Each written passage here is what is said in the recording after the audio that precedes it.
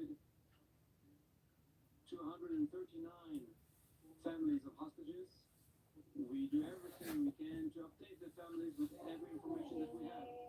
Right now, in the future, we'll update the families and then the public. We've given notices to families of 354 foreign soldiers together with frontline policemen and emergency teams, and including the fire and rescue systems will continue to embrace them and their families. Questions?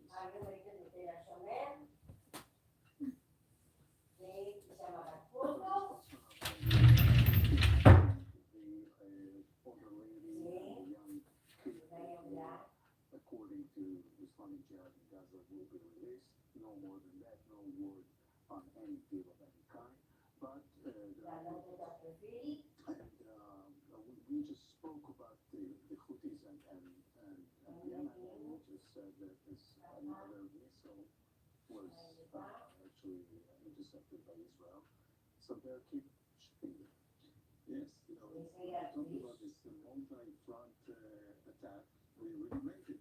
And basically, Israel is now dealing with 5 different fronts. So we have the Gaza, of course, we have the north of the Hezbollah, we have the Golan Heights with the militias, the Iranian militias in Syria, and of course, still the West Bank. In Jenin today, I guess like 9 terrorists were killed of Hamas. And the fifth one is that's for Raider Friday, right? Yeah, I'm some reports from Arab sources say that it was more than one time. Apparently, the Arab system was activated. And as the ambassador said, it was supposed to be a much bigger party than what it is so far. I mean, originally, I think they miscalculated. They really wanted to have everyone join in at one time. And this implementation just did not work for them. Hamas jumped the gun the same way that Nasrallah jumped the gun in 2006. It is lucky us, I guess, in a way. And because if really the concert would have happened the way they planned it, it would have been wonderful. Let me know when I go now to Tel Aviv. I can live from there with the families. Nicole.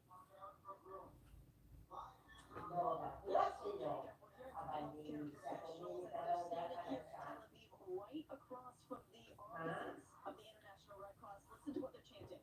Act now. Act now. This has been their call for the past month now. They're saying, how can the Red Cross stand by and do nothing? They want the Red Cross to get a list of names of the 200 hostages that are still captive in Gaza. Get a list of the names and demand that they go in and provide medical attention to many of the children, babies, elderly, all of them that desperately need medical attention, and so that the Red Cross can even see as to what physical state they are in. And so you're seeing all of these different healthcare professionals come out, though they're wearing their scrubs, they're wearing their white coats, they're coming together saying, as medical professionals ourselves, how can an organization like the Red Cross stand by and, in their words, do nothing for these hostages that remain captive in Gaza? So they're coming out together, they're writing letters to the International Red Cross, urging them to do everything that they can to access to these hostages. But more than a month in, the main feeling right now is anger and disappointment in the International Red Cross for all of the little that they've been able to do so far, Jacob. Right. Nicole Sanek in Tel Aviv right now. How many people do you see there, Nicole? If you're still with me, I just want to get a sense of what's the dimension of there. I'll step back just to take a look at just the crowd in general. We're talking hundreds of different healthcare professionals and medical professionals. We're seeing nurses, we're seeing doctors, medics from the Caregiver, the Lifesavers Forum, all of these different Israeli organizations, Israeli medics, healthcare professionals, all coming out here, along with family members of the hostages. Many of them you can hear speak up on stage right now as well. They're talking from their medical perspective about calling to action from the International Red Here, once again, is speaking at the match now, and I want to note that many of the speakers who have been on stage, they're doctors themselves, of course, but also many of them are, of course, impacted by the horrible tragedy on October 7th. One of the doctors who was there, who operates daily here in Tel Aviv, she lost 10 family members, either murdered or kidnapped by Hamas terrorists on October 7th. So the people that are here, they're not only healthcare professionals themselves, but they also have many hostages and have lost many family members themselves. So there is a deep personal connection as well here. Oh, thank you very much. Glad of Tel Aviv. So far, no news elsewhere in Tel Aviv, but anyway,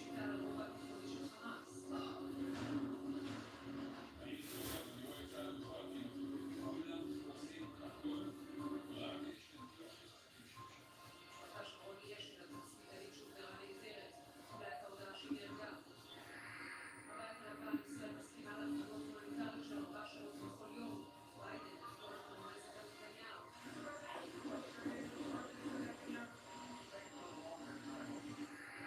We are going to hear more about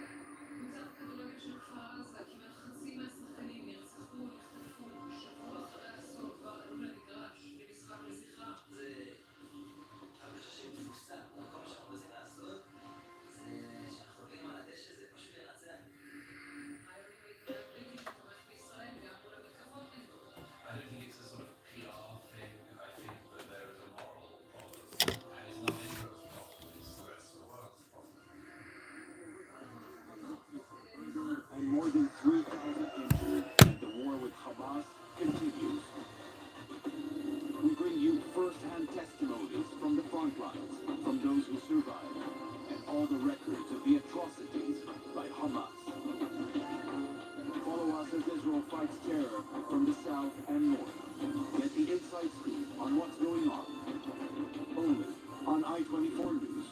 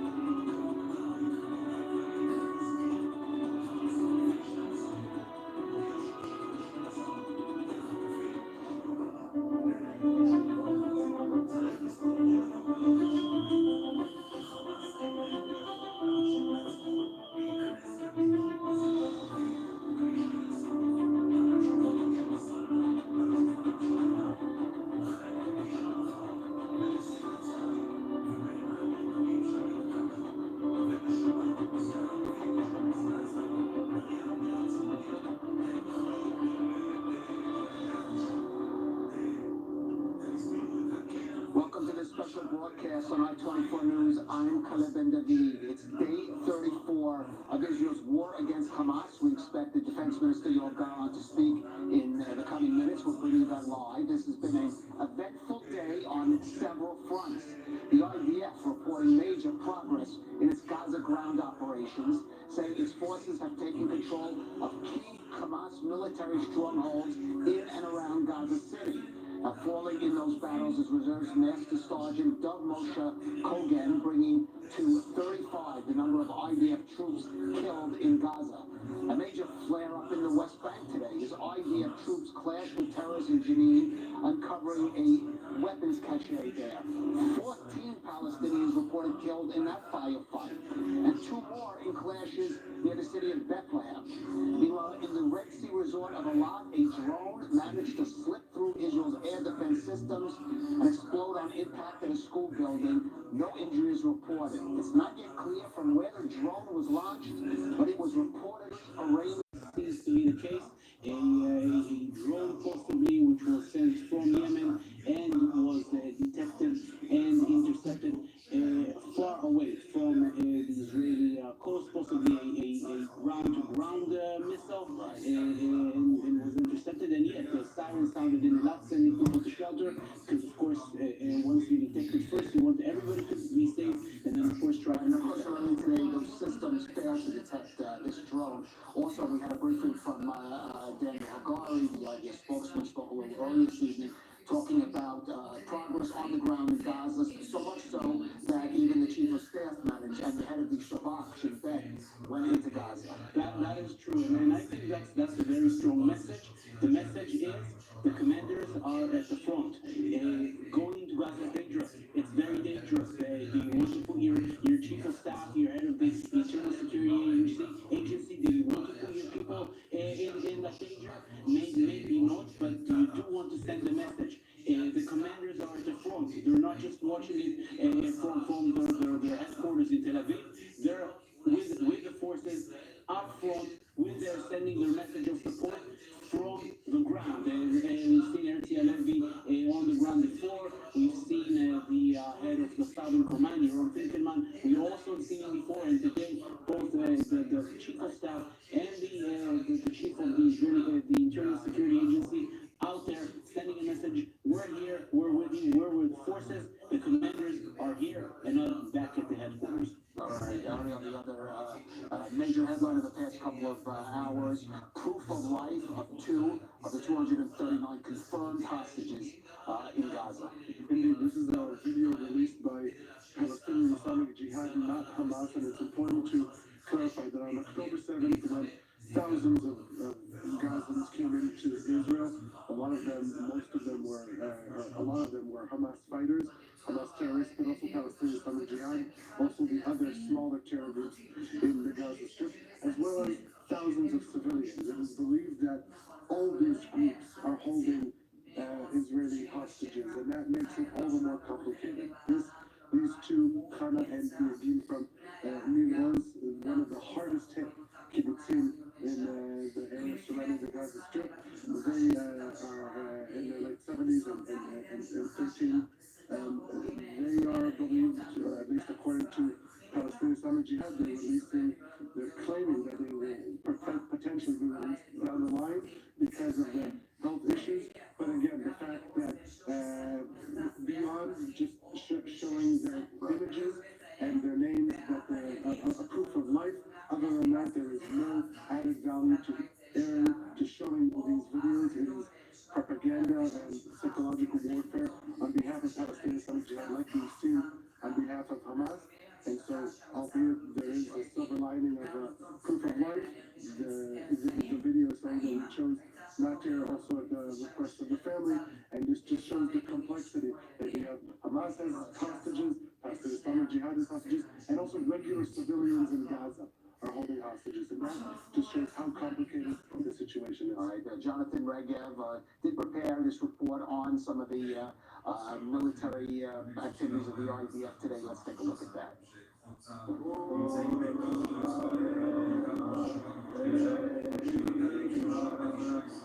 Israeli flag rises high and the anthem is read on the Gaza beachfront deep inside the Gaza Strip. Shortly after, IDF tanks appear on the beach road, running down the Gaza City coastline. Step by step, the IDF takes on a bigger part of Gaza City. As the forces move forward, they once again see how in Gaza there's no distinction between terror and civilian infrastructure. This stairway leads to a terror lab where explosives are made and suicide drones are manufactured. Next to it is a shaft leading to a terror tunnel, and what's right next door? The room where three little girls used to live, right next to the terrorists.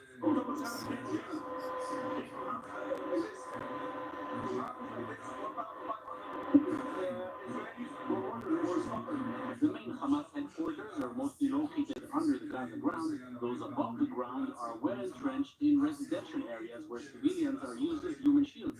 As opposed to Hamas, the IDF is interested in keeping civilians away from the fight. We're trying not to harm innocent people. We give all the people that live here a good heads up that we're coming.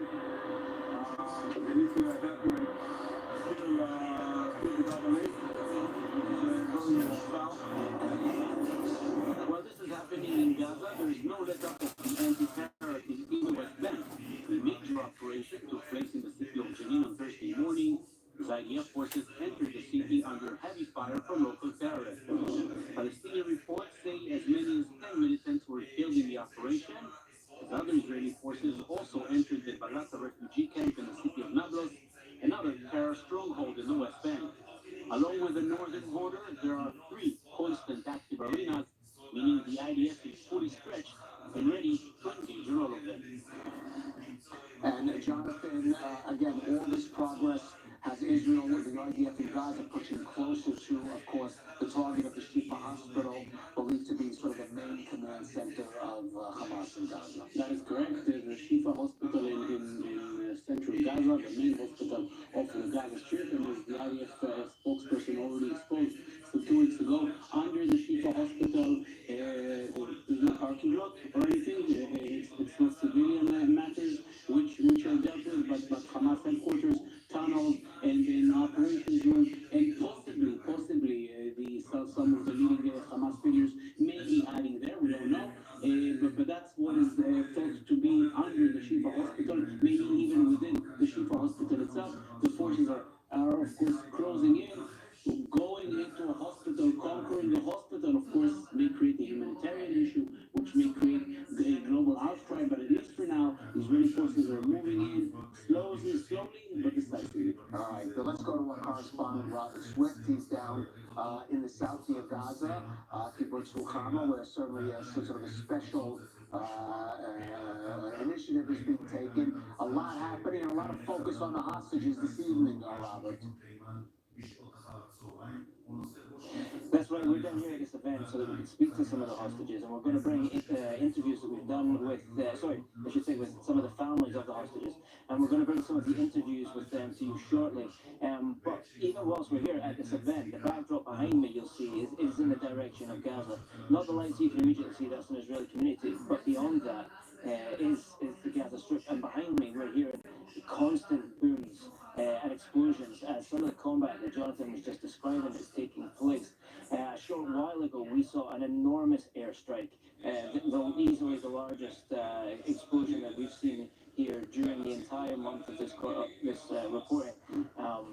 And it was a substantial explosion. And that is all part of the effort by the IDF to essentially to get at the Hamas infrastructure, which is around the Shifa hospital area. But that's not the only front where this is taking place. There's also, of course, activity taking place elsewhere in the country, including in Eilat, where half an hour ago, once again, there was rocket alarms were ringing out in that southern city.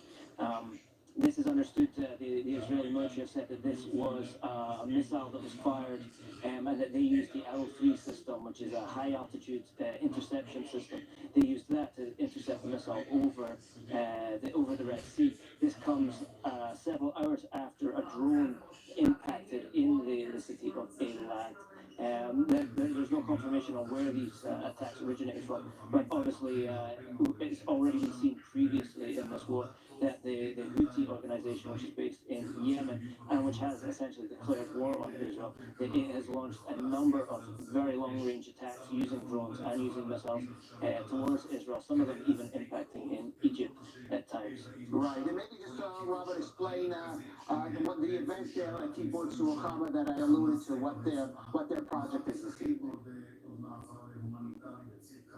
So essentially what they're doing is they're using a laser display onto a screen to list the names and ages of all those hostages who are still right now inside Gaza. And they're using this as a sort of memorial, in their words, is to cast light in the darkness, and this is an attempt by them to display the names and to send hope to those people who are trapped in Gaza.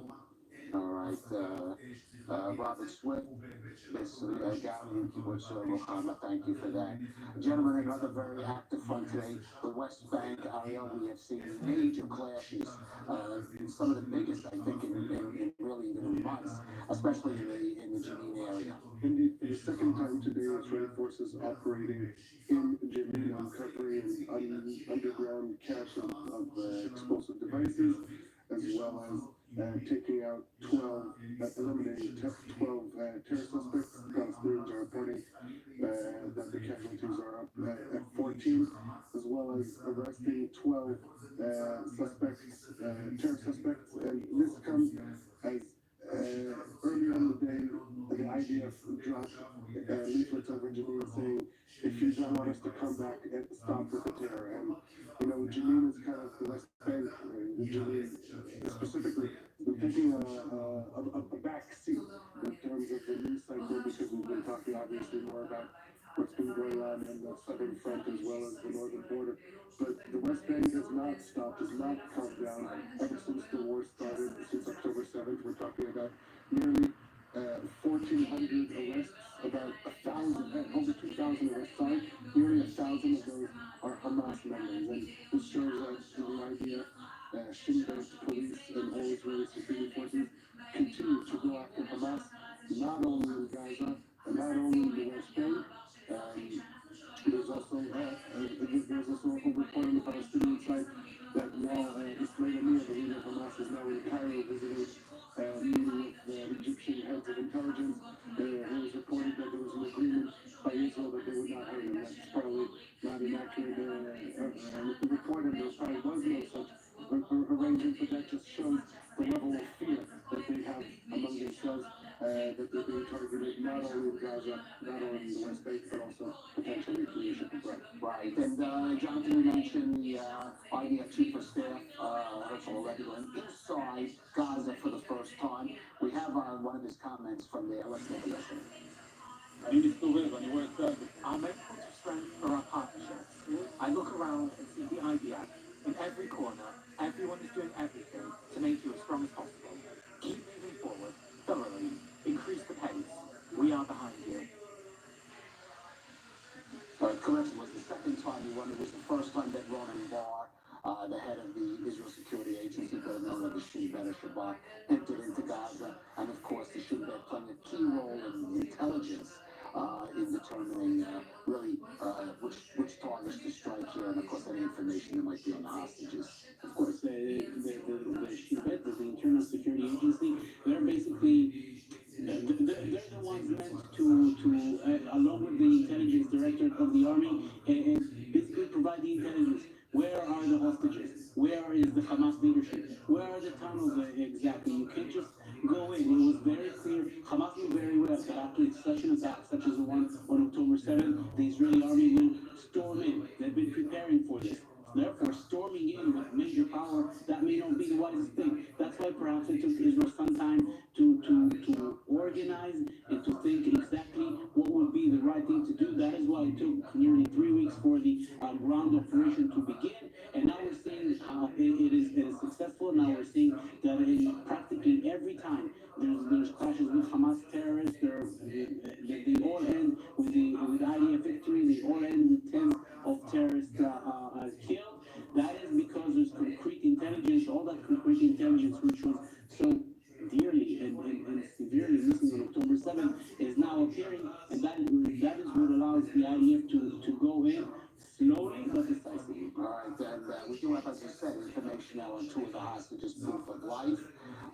one of them, Yaakov, 13 years old, kidnapped from kibbutz near Oz with his older brother, or Yaakov. Now, just last week, I spoke with their mother, Renana Gomez, about the situation and having her children taken hostage like that. Here is what she had to say to us. Oh, we have Yoav Gallant, I'm sorry. Let's go to the defense minister. Since the gun operation began, Hamas is being beaten badly. It receives one blow after another. Our fighters advance, executing their duties with great success. I say this evening as well, we will not stop the fighting until we return the hostages. We will do any action in order to do so. At this time, in the Gaza Strip are dozens of children. Some of them have seen their parents die in front of their eyes. Those animals have taken them and holding them. We will not stop the fighting until we return our children home. As a father, I wish to ask the entire world, what sort of father stops searching for his children? I see them as my children. I will not stop the fighting, and I will not stop searching for them until I get to them. The fighters in Gaza are in the heart of the city. They're in the outskirts of the Shati refugee camp, near the Shifa hospital, near the Gaza port. Those terrorists who are underground, under Shifa, hear loudly the thunder of the tanks and the bulldozers on the ground. They hear under the ground and shaking in fear. The IDF has began using new methods in these days to take care of those who are in the tunnels and for the elimination of tunnels, and that will improve in the coming days. All of our troops are working in order to find unique solutions to these challenges. We work and we succeed. I say here again, we will reach anyone who operated against Israeli civilians. Hi, Anyone Can I use your name because I want to try to order we'll in get to all of Temu? them. It will take a week, it will take a month, it will take a year, and if it needs to, it will take years. We will not let go. We will take all of them down. They have no place under the sun. There will be no compromise with those who hurt our civilians and murdered them. Also in the northern front, things are not quiet. Hamas and Hezbollah continue to harm Israeli civilians and receiving blows, one blow after another. Our forces are set up with strong defense all over the northern front. Our pilots are sitting in the cockpit ready for order, facing northward. This war is the most justified war and the most decent war that the people of Israel have experienced since they established their state 75 years ago. We're fighting against evil. We're fighting against an enemy that attempts to hurt us, and we're fighting against those who wanted to show their murder and brutality in order to scare us and take us away from our country. I met the reservists today, and I was impressed. I saw thousands of fighters who are only interested in beating Hamas. They said to me, we will stay here a month or stay here a year. We will do whatever it takes until we reach victory. These people left their homes, left their families, left their businesses, left their work. They all understand the meaning, but say, we will not stop, will not. If there's anyone that did not understand why we need a reserve army, well, he understands that very well today. At the end of 2023, there's not one person in the state of Israel that does not understand why we need a reserve army. There's not one person who doesn't understand the importance of them. I salute them. I salute also the industrial security industries and all of those who work for us 24/7 on the ground, in the support and in the industry. And the future. As the tanks and the fighters are in the heart of the Gaza City, the pilots and the Navy fighters are firing at this hour. There's also a process of renewal. Volunteers that come from all walks of life and help the farmers on the Gaza border communities. They understand that agriculture is a vital part as well. We will sow the seeds and will return to life of routine, which to express my appreciation to all of those who are taking part in this important task. The strong spirit of the public, together with the impressive ability of the IDF, will bring us back to where we need to be. It is happening, it is advancing. I wish to show much appreciation for all those who completed those tasks. Thank you. אדוני שר הביטחון, אנחנו רואים את you just heard the defense minister Yoav Gallant there, basically giving a summary of the current situation, things we've been discussing in the studio. No new information really put out there. Now, just before we went to the defense minister, I did mention that last week I spoke with Renana Gomez, the mother of Yagil Yaakov, the 13-year-old who's being held hostage in Gaza. And as I mentioned this evening, Palestinian Islamic Jihad released a video of him. I spoke with Renana Gomez, who's also her other son, 16-year-old Or Yaakov, is also being held in the Gaza Strip about that situation. Here's what she had to say to us. I would just want the world to investigate sort of releasing as soon as possible many children. There are 32 children from the age of 9 months to the age of 17 that were taken from their homes. Just imagine it was your child taken from your home, from their own bedroom, in your house, taken, dragged into a tunnel somewhere, thrown into the darkness. Children should not be imprisoned and certainly should not be kidnapped and held hostages for almost a month now. And they are not bargain chips in a war game. They're not part of this. And this is not a war. It was a terror attack. A horrific terror attack. Unfortunately, we do see this terror group using that child as a pawn in their play there. Well, earlier, Israeli President Isaac Herzog spoke with our Middle East Now anchor Laura Celia, a conversation about the war with Hamas and other related issues. Here is that discussion. Let's take a listen. Mr. President, first of all, thank you so much for talking to I-24 News. Thank you, it's a pleasure, and I want to congratulate I-24 for going from strength to strength, especially in these very challenging days. Thank you so much. If I could begin the interview by asking you about your own personal experiences of that dark day, October 7th, what you saw, what are the memories that will stay with you? Well, it started with a huge siren, and when there's a siren, I automatically know it's war. Because I live during weekends in the same home I grew up in. And when I grew up in it in 1967, we dug trenches. We didn't have mamad, we didn't have a shelter then. We dug trenches, all us, all the entire family, assuming that there will be war a few days before the war started. And during the war itself, we were in a trench listening to the bombing and shelling on our homes, and then in northern Tel Aviv.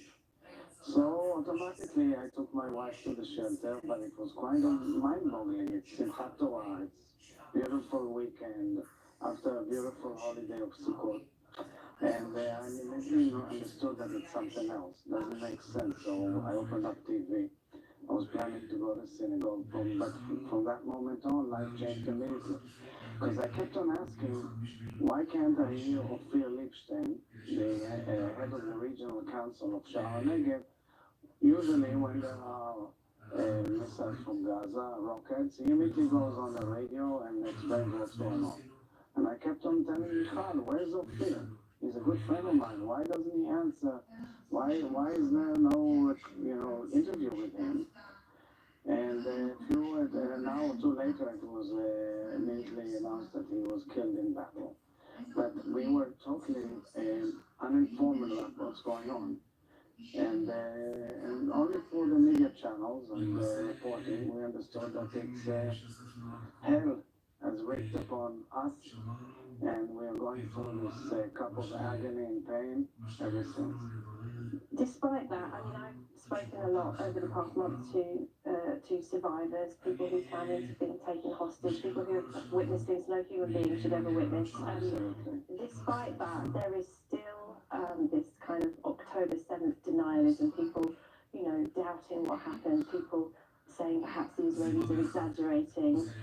Do you think, for that reason, that the body cam footage that the terrorists themselves recorded, those films that were shown to accredited journalists, should that be shown to the wider world, or do you think there's no point, some people will never really believe it? Some people will never really believe it, because if they hate us, they hate us.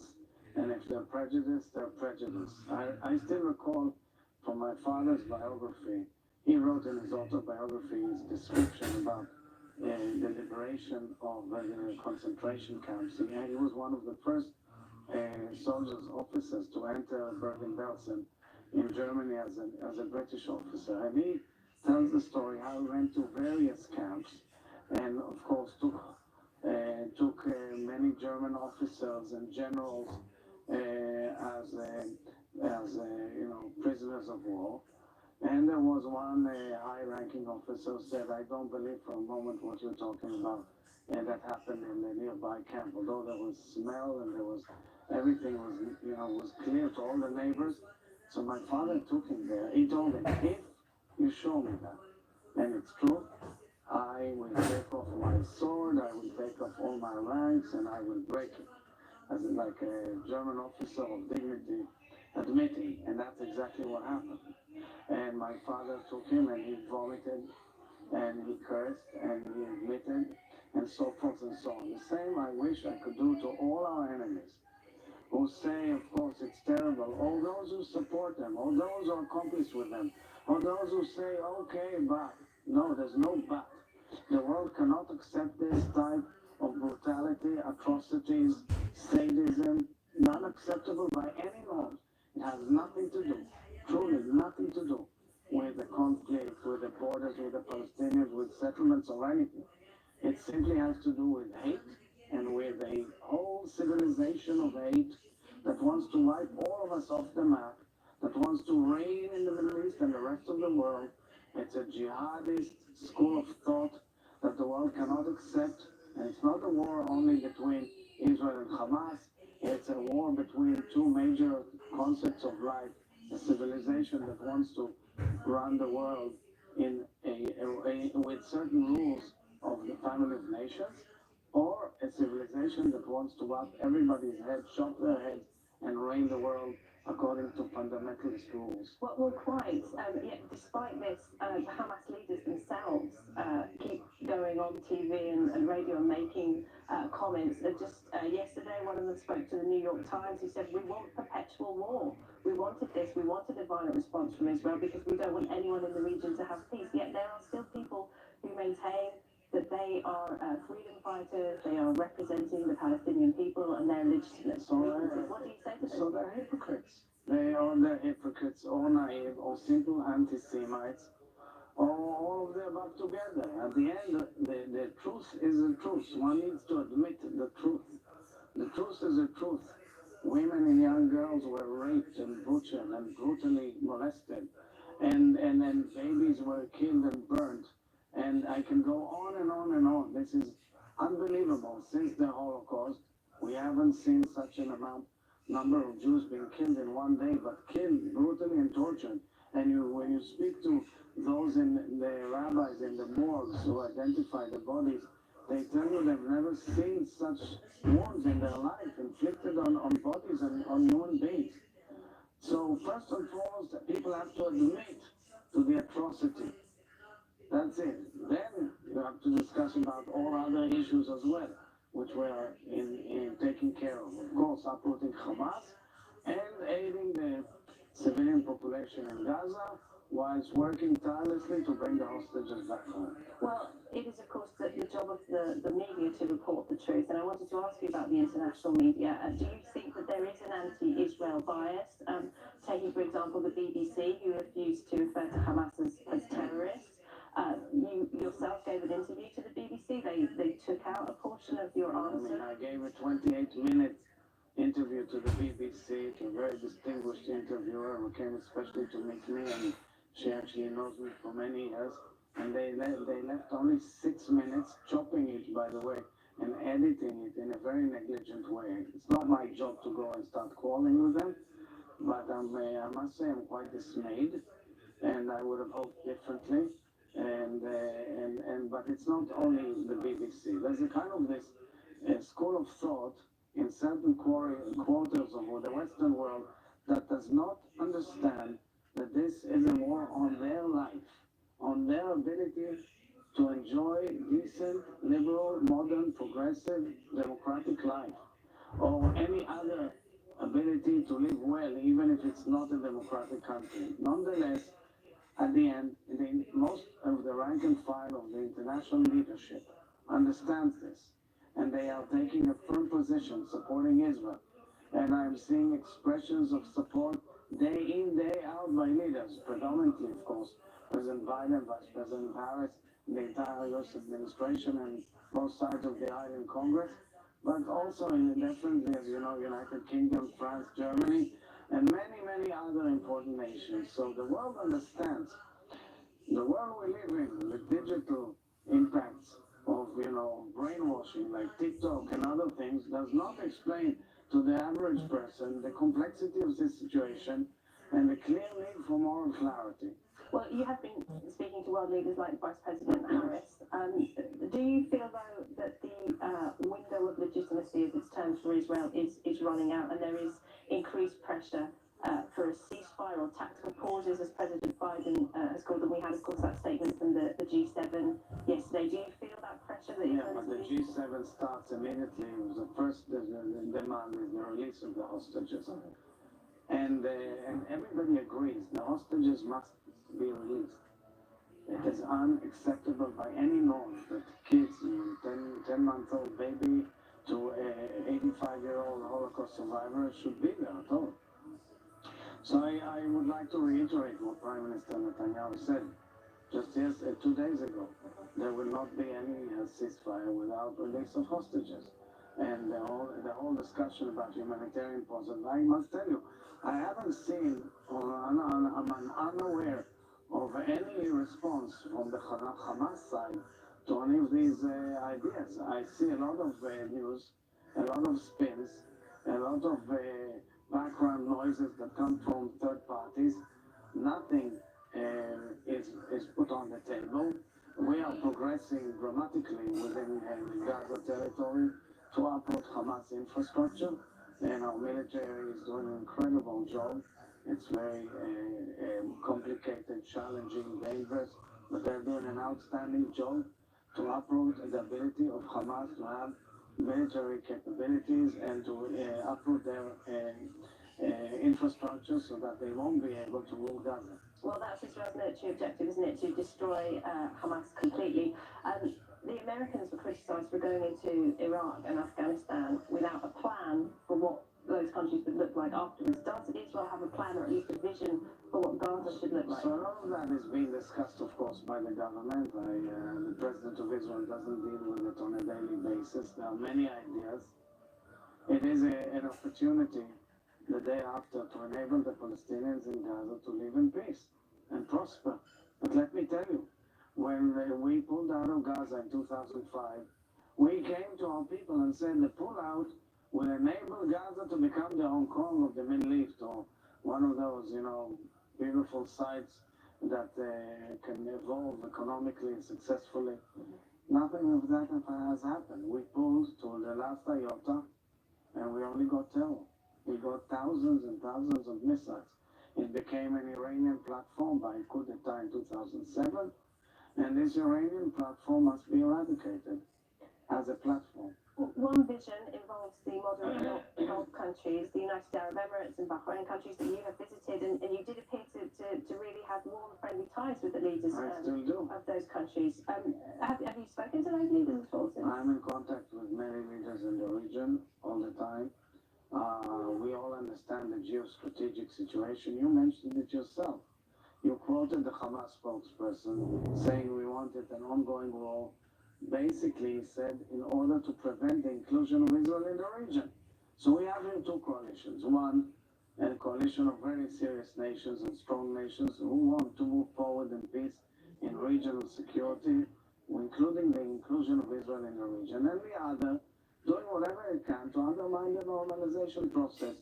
So it is clear that the war is not only about Hamas, it's also a war against the empire of evil, which is headed by Iran from Tehran to undermine the inclusion of Israel in the region. You were also recently in Turkey. Are you shocked by President Erdogan's violently anti-Israel rhetoric? I was very sorry to hear that, and I expressed my regret and my frustration and anger about it. But the real issue goes way beyond it. It's the question, as we spoke from the beginning. Do we accept such norms in the family of nations? Israel was not wishing to go to war. We are not warmongers. We are peace lovers. We were forced. This war was forced upon us. When I met President Erdogan 2 years ago, I made it clear to him that Hamas is a terror organization, just like he feels as towards his enemies. And therefore, when we are bombed in our homes, we must take actions to uproot them and kill them and get them out of the way, get them mob out of the city. And that's exactly what we're doing. There's been some really upsetting scenes from university campuses in the United States, Jewish students having to barricade themselves in rooms. I've seen recently people being beaten. Ongoing all over the place. It seems to be getting worse. You wrote a letter to the head of some of the leading universities. What do you mean? Not to all the leading. I wrote a letter to all presidents of all universities in the United States. And I got letters, some back, some not read yet. But the call is very clear. These presidents must intervene. It cannot be that there will be Hamas supporters on campus. Hamas supporters means supporters of people who support and carry out crimes against humanity and genocide. That's what they carried out. They took entire communities and burnt them and chopped them and tortured them and raped them and abducted them. It cannot be in a U.S. campus or any campus that advocates civil liberties and human rights that this will be allowed on campus. But why do you think the progressive cause has been so hijacked by them? Well, I think the progressive cause must look at itself in the mirror. And some of them don't really want to look in the mirror. But a lot of the cultures that evolved in recent years has become cultures that are indifferent and ignorant to the real truths of life between good and evil. And they distort what evil is and they distort what good is. I can go on and on about it. We don't have much time, but many people have written about it. And there is a very fascinating publication called Sapir. Sapir is a publication of thoughtful people from Jews and non-Jews who discuss issues that are challenging the Jewish world. And it came out under the auspices of Maimonides Foundation. And one of the publications, one of the editions had to do with the cancel culture in U.S. campuses. There's a whole culture of cancel, meaning you can be the best person in the world, the biggest civil liberties advocate, but if God forbid you support the state of Israel, you cancel. This cannot go on anymore. Cannot go on anymore. It starts with Israel, but will end with the West. They just don't get it. If Israel wasn't there, Europe would be next by these animals that we've seen on October 7th. Of course, Europe has been repeatedly attacked by jihad. All the time. Amid this spike in anti-Semitism, then in Europe and the United States, is Israel preparing, or should it prepare for a mass wave of aliyah, immigration to Israel? It always happens. And by the way, I met some very distinguished Jewish leaders and media people who came here and said we feel much safer here than anywhere else in the world, and I assume that would be one of the phenomena of the outcome of the war. And finally, Israelis right now are living through, I think, the worst, the most traumatic period in an already very turbulent history. How can the nation heal? How can Israel get through this? Look, the cup of agony and pain is filled, and we are seeing real torment, sadness, agony, tears, and emotions. But I told the nation last week, it's extremely natural to express emotions, to express fear, to cry. We have to go through this period of mourning, and but we are a very resilient nation. We came out of the worst atrocities in the past, the worst atrocity that humanity has known, the Holocaust. We built a very strong nation. We are an immense, incredible people. The people here are just amazing. I fall in love with them every minute as I go out with Michal to all sorts of places to see the people. To give you an example, what we went here and saw yesterday, 3 sites that gave us the same perception, the same proportion, the same understanding what an immense nation it is and so much light it had.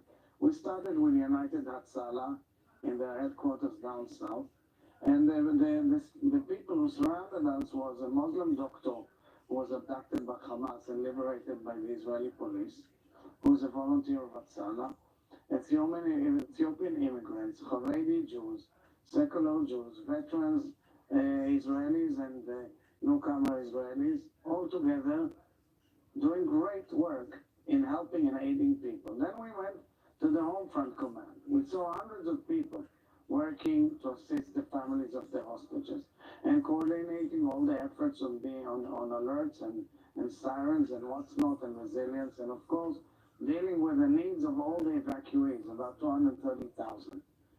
And then we went to Tel Aviv Medical Center, to Ichilov, to the new war rehabilitation hospital. And you go in with these amazing doctors and nurses, and of course these amazing soldiers and their families. Nobody will break us. Nobody. We are a very strong nation. We shall overcome and we shall prevail and we shall win. I think that's a very positive note to end on. Thank you very President much. Herzog, thank you so much. Thank you. And President Herzog spoke about the situation in the United States. Let's go now to the U.S. because last night in Los Angeles, a special screening was held at the Simon Wiesenthal Center for Jewish community leaders there, Hollywood figures and journalists. They were shown some of the unedited footage of the atrocities committed by Hamas on October 7th. Israeli ambassador to the UN, Gilad Erdan, spoke at the event, while outside, pro-Palestinian protesters reportedly attacked Israel supporters out on the streets. This, of course, as the community in LA is still reeling from the death of Paul Kessler, a 69-year-old man who earlier this week died after allegedly being assaulted by a pro-Palestinian demonstrator while he was carrying an Israeli flag. Now, police there have questioned the suspect in the case, but they have not arrested him. Well, joining us out from Los Angeles is Israel Bachar, Consul General of Israel to the Pacific Southwest. And Mr. Bachar, thank you for joining us. First of all, tell us about this event last night at the Simon Wiesenthal Center. Yes, we gathered 300 people in the Simon Wiesenthal Center, and I think the center is its own message, the place itself. That's what we chose the place. It's a place that documenting the atrocities of the Holocaust, and it adds by its side also the Museum of Tolerance. So we are resolved. We are aware of what the Palestinians did to us, or the Hamas did to us, but also we remember our Jewish values. And it's kind of funny to me and weird, that we're in this kind of a center that pro-Palestinian protesters are coming out and trying to interfere in the fact that we are doing such a solidarity night for Israel and looking with open eyes at the atrocities that were done to us. So sometimes I'm asking myself, what are they rallying for exactly, these pro-Palestinians? Are they rallying for brutality? They are committing brutality, and that's what happened later on in a fight in a gas station in front of the center. So sometimes, we need to look at reality as is. In fact, even here, such brutality and pro-Hamas incidents. So we are here, and we're going to continue to show the movie,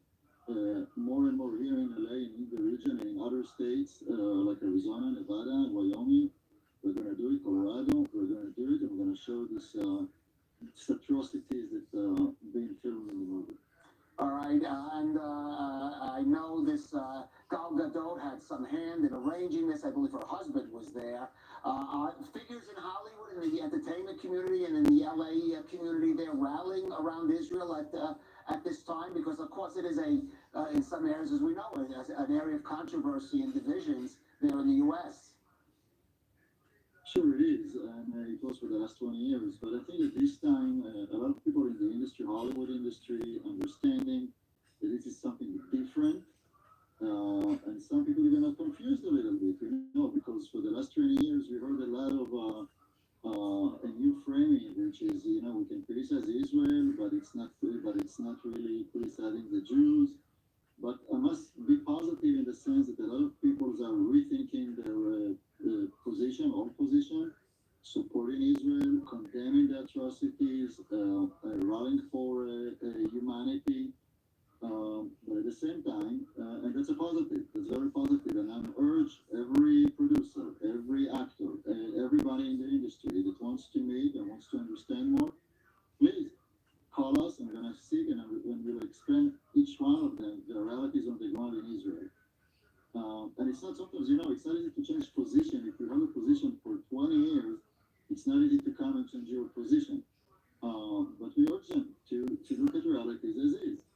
However, I also want to say there are people who are not out there, they are not speaking out.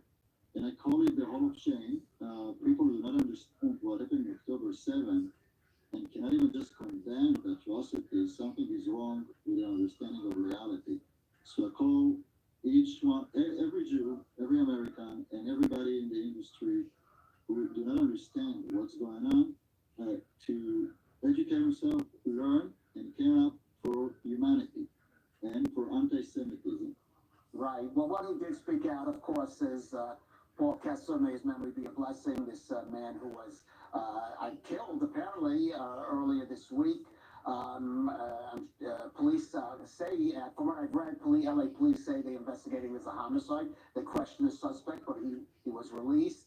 Talk about the impact of his death there on the community, and if you have anything to say about more about the investigation into his death, please do.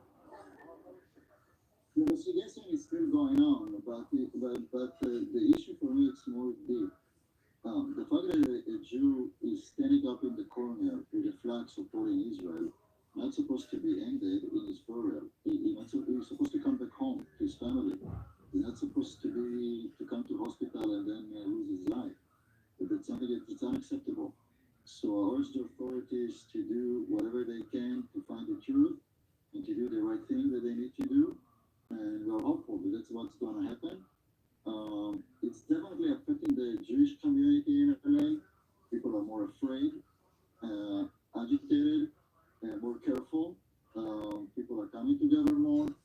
And people also, some of them, I'm hearing that some of them even taking mezuzah off their doorstep because they're afraid to be singled out or to be hurt. But yesterday I was with Ben Stein, Nixon Ivory, and I must quote him. He said, 50 years after the Yom Kippur War, there is a new Jew. There is the fighting Jew. So I think that all American Jews need to be a fighting Jew, fighting anti-Semitism, fighting the wrong ideas, standing up, fighting for Israel. And, this distinction between, or the framing that was between I'm willing to criticize Israel and siding with his enemy and criticizing Israel, and that means I'm not criticizing the Jewish people. I think it's false, especially at this time, at that time. And we need to come together, all the Jewish people, with our friends in America, and there are many friends in America. There's a lot of Americans that support Israel, it needs to be said, but to come together and fight it and beat a fighting Jew. All right, a fighting Jew. Israel Bachar, you're taking up your post there in Southern California at a particularly challenging time, it has to be said. We wish you the best of luck, and thank you for joining us on I-24 News. Thank you very much, Philip. Bye-bye. All right, well, we've discussed, of course, the southern front, Gaza, even down south to a lot, and of course the West is the escalation of violence in the West Bank. There was still an exchange of fire across Israel's border with Lebanon as well, and beyond that in Syria. Reports of airstrikes at certain targets there, and also involving the United States, and reportedly, allegedly, perhaps Israel as well. Let's go to our correspondent Mary McAuliffe in the north there. Mary, still you see that that sort of almost become ritualistic exchange of fire between either Hezbollah and other terror forces in South Lebanon and the IDF there on your side. Absolutely, Clint. It's become very formulaic here. We continue to see Hezbollah launching these anti-tank missiles across the border into areas in northern Israeli communities. Today we saw sirens ring out due to constant mortar shelling coming from inside Lebanese territory into Israeli communities. Important to remember that most of these communities along the Israel-Lebanon border have been evacuated, but we have seen Hezbollah routinely also now try to hit some of these military observation posts as well as areas where units were stationed. Hezbollah, for its part, said today that it targeted infantry unit in one of these communities along the border, and the IDF said in response it launched forceful attacks at the source of the launches of these fires. It's just one of numerous times that the IDF struck inside southern Lebanon today, all in reaction and retaliation for these attacks that were coming from within southern Lebanese territory. Right, and of course reports of military activity in Syria as well. Of course, Israel not claiming credit for this, but the U.S. is also saying it is also attacking Iranian-linked militias, other Iranian proxies there, and of course always the danger this could escalate regionally.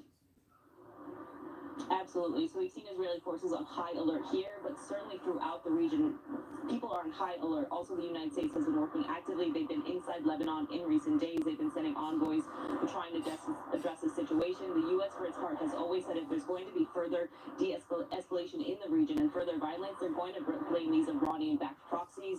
Those Iranian-backed proxies in Iraq once again claiming attacks on U.S. bases. At least 4 different attacks today in Syria were reported. That's according to the Pentagon. Attacks and spreading also throughout Syria in Mosul, Erbil, Baghdad. All of these seen areas housing U.S. troops, all coming under attack by drones as well as missiles. This is now, there have been at least 40 attacks on U.S. bases that have been housed. The U.S. said yesterday that it launched these retaliatory strikes against these Iranian targets. Israeli strikes also reported inside Syria. All right, Mary McAuliffe there on the northern border. Thank you for that. And Ariel, again, the U.S., which is interesting here, is the increasing involvement of the U.S., which its forces are also becoming under attack by other Iranian proxies there in the north. It's happened. An American official was just quoted by Reuters saying that they were attacked 4 times in the past 48 hours, and as Mary said, over 40 times. I just wanted to show this a live picture from Gaza. Looks like very heavy airstrikes. We heard that from Robert Swift. That's from the Gaza Strip. Obviously, heavy fighting still going on there in particular.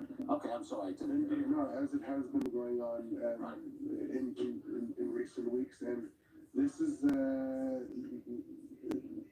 these continued attacks on U.S. bases in Iraq and Syria. On the one hand, they're being responded very quietly, tacitly by the U.S.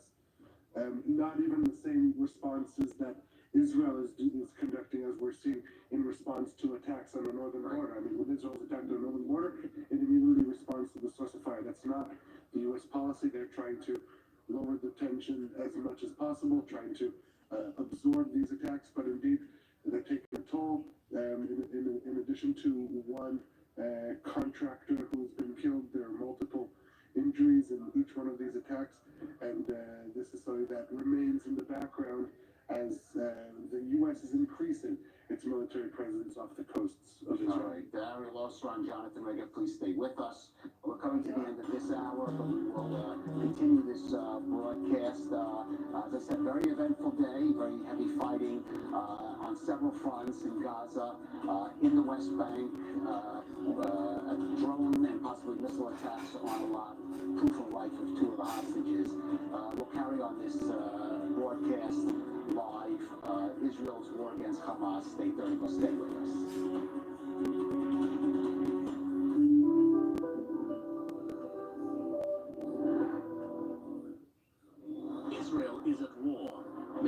investment in Israel bonds. It is the most powerful and direct way to stand with Israel. Visit israelbonds.com and invest now. Made for Me, a unique concept in Israel. Custom-made men's fashion to your measurements. Made for Me, designer of all your events.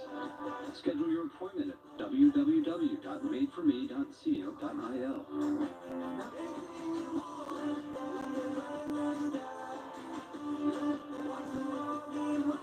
Made for Me, official dresser of I-24 News.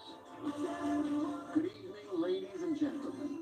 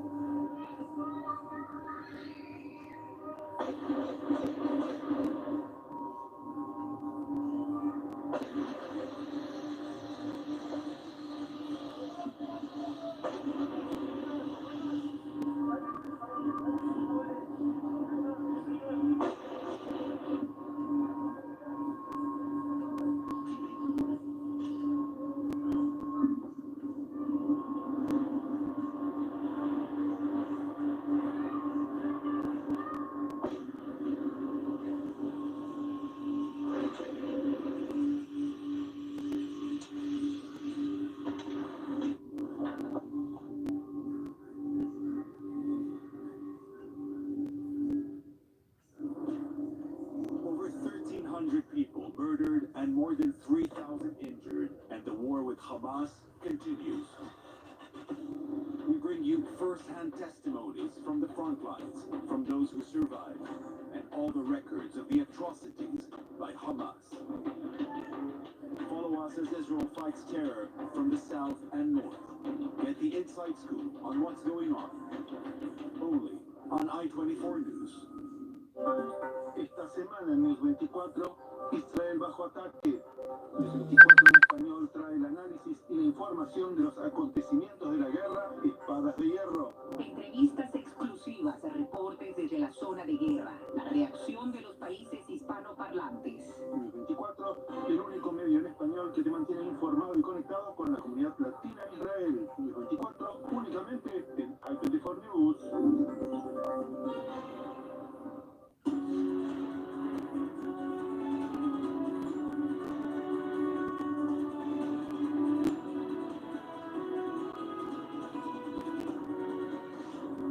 Welcome to or back to this special broadcast on I-24 News. I'm Caleb Ben David. It's a day 34 of Israel's war against Hamas and an eventful day on several fronts. The IDF reporting major progress in its Gaza ground operation, saying its forces have taken control of key Hamas military strongholds in and around Gaza City. Falling in that battle is Reserves Master Sergeant Doug Moshe Kogan, bringing to 35 the number of IDF troops killed inside Gaza. There was a major flare-up in the West Bank as well, as IDF troops clashed with terrorists in Jenin, uncovering a weapons cache there. 14 Palestinians reported killed in that firefight, and 2 more in other clashes near the city of Bethlehem. In the Red Sea resort of Eilat, a drone managed to slip through Israel's air defense systems and explode on impact at a school. No injuries reported. It's not yet clear from where the drone was launched, but it was reportedly Iranian-made.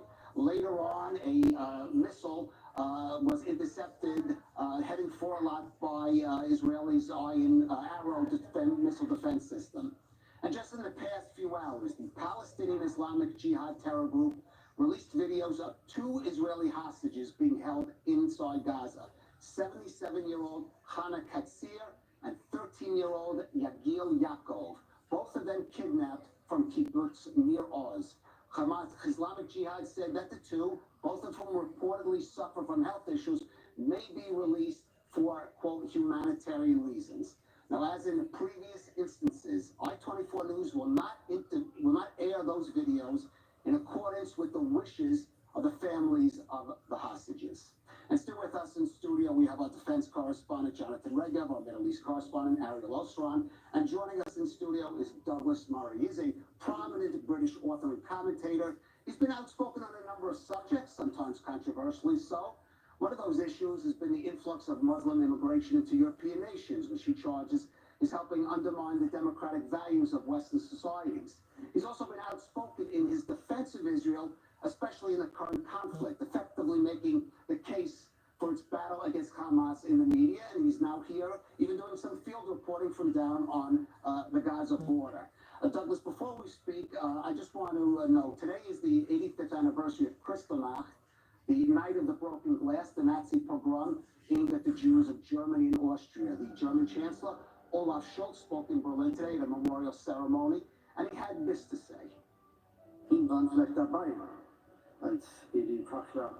Ladies and gentlemen, Jews have been marginalized for centuries, still and again, even here in our democratic Germany, even after the violation of civilization committed by Germans during the Shoah. It is a disgrace. It outrages and shames me deeply. Any form of anti-Semitism poisons our society, as Islamist demonstrations and rallies are doing now. We do not tolerate anti-Semitism nowhere.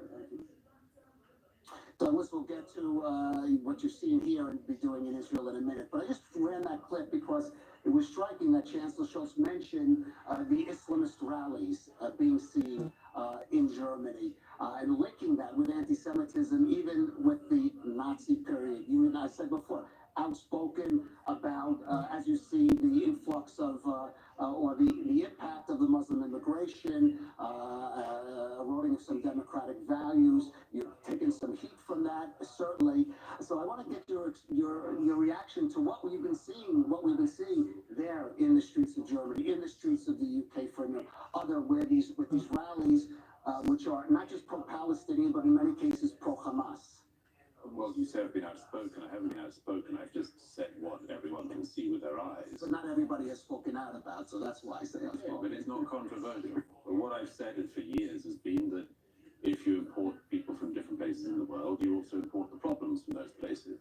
If there was a war tomorrow between India and Pakistan, it would break out on the streets of Britain as well, because we have very large populations from both peoples. It's inevitable that if you allow very large influx from the Muslim world into Europe, into Britain, that has consequences, as we see in America. Much small immigration to America, but it has a very palpable effect. You know, you've got to remember that in Europe, far-right anti-Semitism of the kind that we saw in the middle of the last century is so toxic, it is so pushed to the margins. There are still some scummy people who play around with these dark things, but they're nowhere near the centre of power anywhere in Europe and haven't been for 80 years. There are some people on the far left of politics who do play around with the same dark things, particularly the anti-Semitism. And they come a little closer to the centre. Jeremy Corbyn in the UK, who laid a wreath, remember, at the grave, or said he was present at the laying of the wreath and a grave to the people who carried out the Munich Olympics massacre. He got a bit too close to power, but effectively the British public said, we don't like this stuff. We don't want this noxious anti-Semitism. But there is a bit of it from the far left in Europe. But the main driver, the people who were marching down the streets in the centre of Berlin the other day, they're recent arrivals in Germany. And what we're hearing now from Schulz, from other prominent German politicians, is, I think, an overdue acknowledgement of the fact that because Germany, since the last war, decided it had to show itself to be a bastion of liberal values, and decided those liberal values included liberal immigration values, a country that did not need more anti-Semites has imported millions more anti-Semites. Now that is going to be a very big problem in the years ahead, principally for Germany, as it is in my country in Britain. It is very noticeable that it is the Mayor of London, Sadiq Khan, the First Minister of Scotland, Hamza Yusuf, and the head of Labour in North Scotland, Anna Sarwar, were the first people in the Labour Party to call for the ceasefire and break the party's rules on this. Why? Because, like much of the Muslim world, they don't care about their fellow Muslims. I'm convinced of this and can argue it all evening. They don't care when hundreds of thousands of Muslims are killed in Yemen. They don't care when hundreds of thousands of Muslims are killed in Syria. There's been not 1% of the people on the streets of Europe in recent weeks who marched in those days. They don't really care. What they do care about is when a conflict involves anyone from the Muslim world and the Jews. The simple rage, and I have worked for years with moderate Muslims, with liberal Muslims, with Muslims who try to evolve on all sorts of issues with their religion.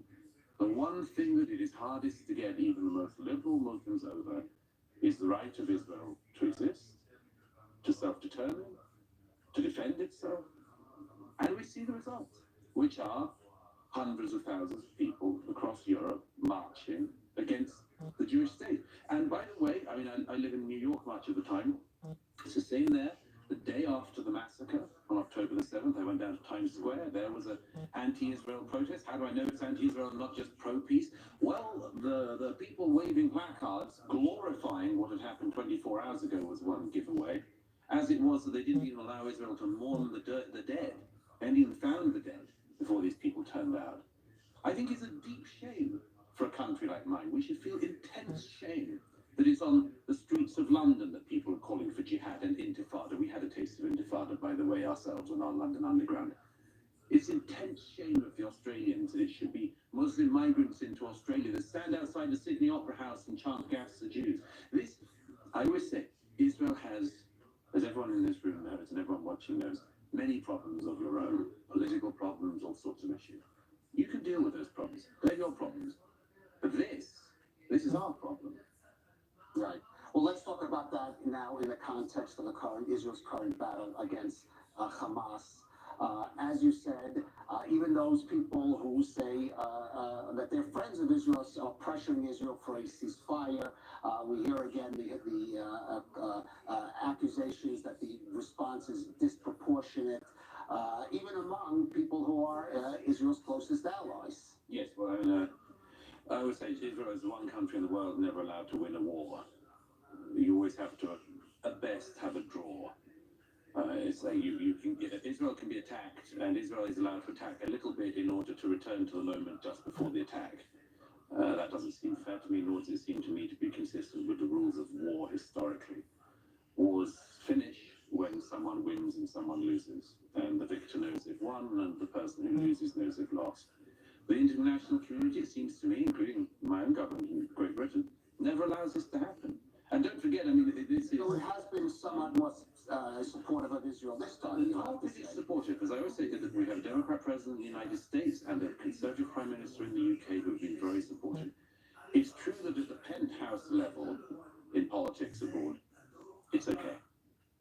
The foundations, however, are rotten. Rotten. You go 2 generations below Joe Biden in the Democrat Party, you do not have the intense pro-Israel feelings that Joe Biden has. Well, it's a mix. I would say there are some politicians. I mean, and by the way, it's the Republican Party. Okay, I understand. There are some exceptions, and Richie Torres is a congressman from New York, for example. There are exceptions. Let's talk about what you're doing here. What brought you to come here to Israel, and what you've seen on the ground here. I always come to Israel during wars, partly because I like to see with my own eyes always what I'm writing about. I do that with any war I'm writing about. I was in Ukraine last year, reporting from the front lines of that conflict. I thought it was very important to be here and see what was happening with my own eyes. I was in one of the kibbutz you mentioned earlier yesterday, seeing the remains of that community. I still think that the international community hasn't really allowed Israel time to even grieve what happened. It's extraordinary to me how I spend my life in news and media, but it's extraordinary to me how this story got knocked down the news agenda within 24 hours maybe. And I think it's important. I read my New York Post column tomorrow from near us. I think it's very important the world knows more about this. I think many people don't realize this was like a battalion-sized terrorist deployment into Israel. And I think the stories need to be told, and told far more even than they have been so far. And I suppose the second thing is I want to see what's happening on the ground. That's why I did the Gaza border, and doing more in the days and weeks ahead. Mm-hmm. Well, if you could stay with us, Douglas, because you mentioned that October 7th, of course, attack, or even beyond that, you might say. There is some interesting development relating to that today. A bombshell investigation by the NGO Honest Reporting suggested that photojournalists in the Gaza Strip may have known in advance about the October 7th massacre, and that's creating a storm in Israel and beyond. Senior correspondent Owen Alterman reports on how the episode is raising questions about the roles of some journalists in the conflict, while, of course, sparking anger across Israel. Pictures of the October 7th massacre, not only from Hamas perpetrators, not only from Israeli survivors, but also here from photojournalists entering Israel from Gaza. The subject of a report out Wednesday from the pro-Israel watchdog group, Honest Reporting. What were they doing there so early on what would ordinarily have been a quiet Saturday morning? Was it coordinated with Hamas? Did the respectable wire services, which published their photos, approve of their presence inside enemy territory, together with the terrorist infiltrators? The central questions are about the role of a journalist. At what point is a journalist too cozy with a terrorist organization? And at what point must a journalist step out and prevent a war crime?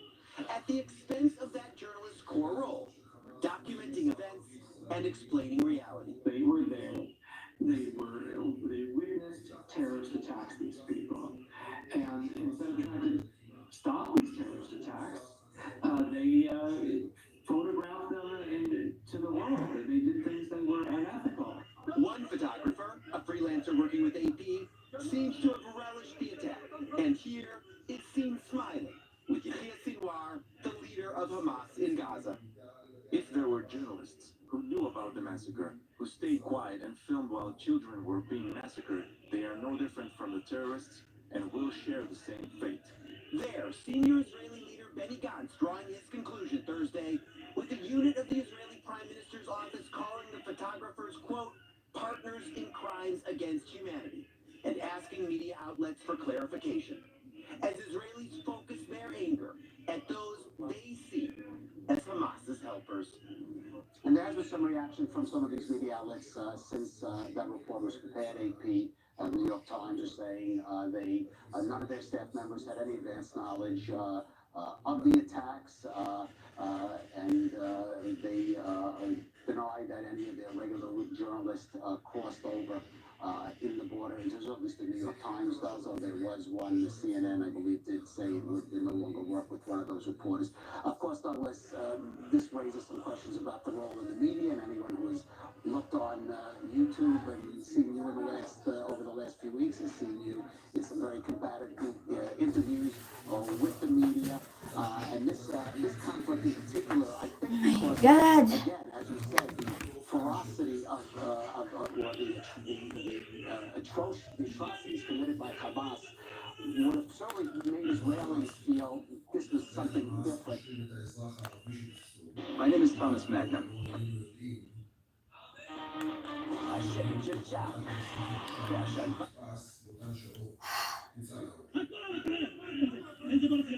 Ito guys, yung nangyayari noong October 7, grabe.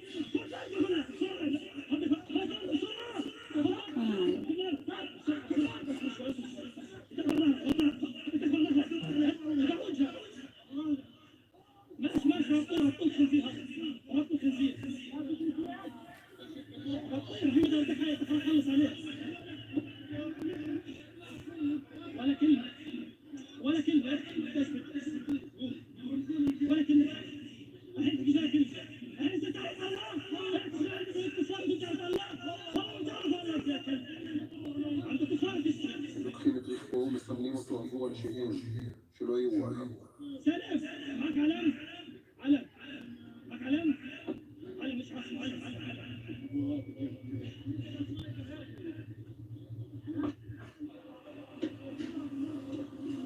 ככל שעובר הזמן והסרטים נאספים, מתגלים האכזריות הרצחנית, לצד השליטה המוחלטת של מחבלי חמאס בשטח לאורך פרק זמן ארוך מדי. המדהים, כמו חיילים, הם היו ב7 באוקטובר. אנחנו עכשיו לשיא יצחק הרצוג שהגיע לכיכר החטופים בתל אביב, הוא נפגש שם עם המשפחות, עם קטע מדבריו, וחתרנו עם תמר מיינמר, הוא מתייחס גם לתמונות לעוד החיים. החיים, שני החטופים הישראלים ששוחרר הערב. באנו לכאן לכיכר החטופים בתל אביב, לחבק, לחזק.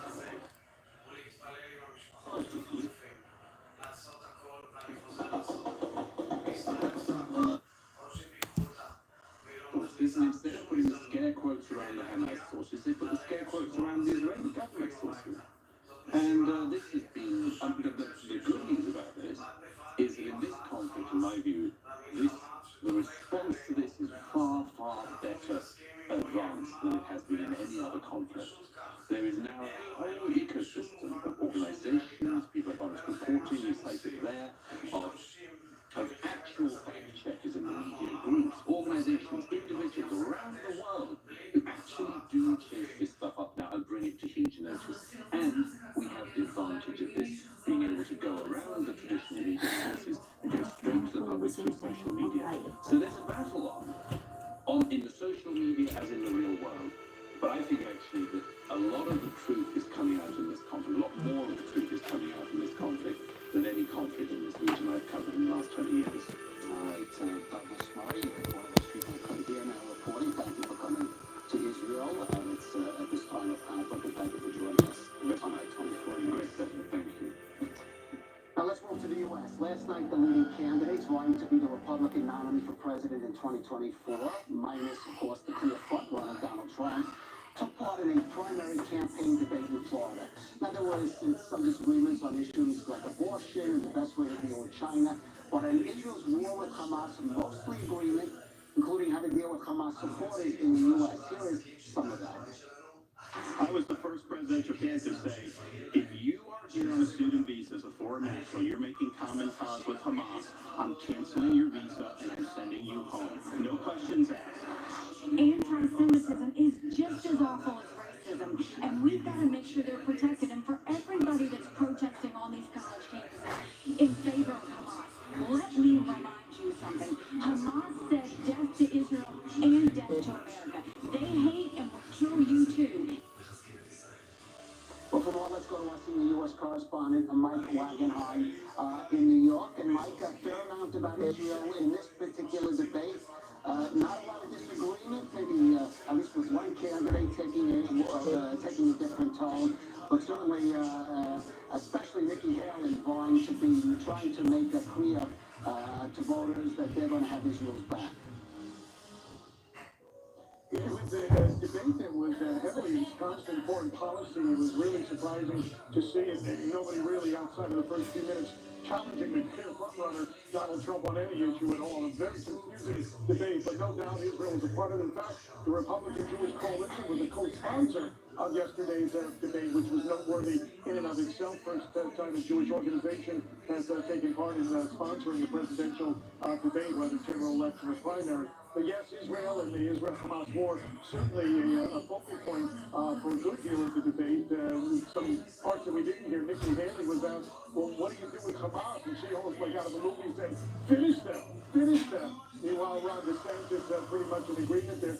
Vivek Ramaswamy, kind of the contrarian of the debate, who I don't think really helped himself throughout the course of events yesterday, continuing along his line of, hey, we'll do everything to support Israel diplomatically, but he kept inferring that as far as financially goes, they're kind of on their own. He kept up that foreign policy line of his own. But in terms of the quotes that we heard of what's happening here in America right now, something that went unheard a moment ago, Nikki Haley said, what if it was the KKK that was demonstrating on these college campuses? These presidents would be going nuts, she said, comparing it to how presidents are reacting so nonchalantly, for the most part, to what's happening on campuses here in terms of Hamas supporters demonstrating there on those campuses. So, for the most part, everybody falling in line to the Republican, talking points on Israel-Hamas. But again, I don't think anybody gained too much ground on Donald Trump yesterday, which was kind of the point of the debates to begin with. Nikki Haley likely won. Ron DeSantis, I don't think, hurt himself. But in terms of the trajectory of the Republican race, it seems unchanged after yesterday. Correct, and certainly President Trump, by the way, chose to appear in Florida, not by coincidence, at the same time as debate. Mike, let's move on to U.S. President Joe Biden. He spoke briefly to reporters today while boarding Air Force One. He was asked about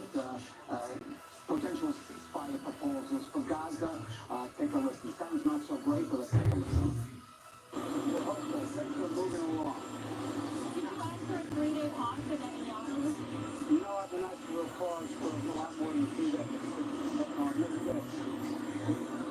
Did you ask him to pause for 3 days to get the hospital for that? I'm absolutely no longer pause for that. Because are you frustrated with Prime Minister Netanyahu that he is not listening more to something that he had asked you to do? Takes a little longer than I hoped. It's a very interesting, this underlying tension between, the Israeli government and the Biden administration on ceasefires and humanitarian pauses. The U.S. saying there's a come to an agreement to allow a 4-hour humanitarian pause each day in Gaza to allow civilians to move south. Israeli officials saying that's nothing new. We've been doing that anyway. So clearly there is still this tension between, at least on this issue, between the two governments. You know what, that's, number one, it's expected, and number two, it's okay to some extent, because in the end, although there is disagreement on how to go about winning this war against Hamas and the humanitarian implications of it, at the very end, what you're hearing day after day, hour after hour, presser after presser to the White House, whether it's Biden, whether it's John Kirby at the National Security Council, whether it's Tony Blinken at the State Department, they begin and end every one of those press conferences and statements with essentially the same thing, if not verbatim, that in effect, we have Israel's back here.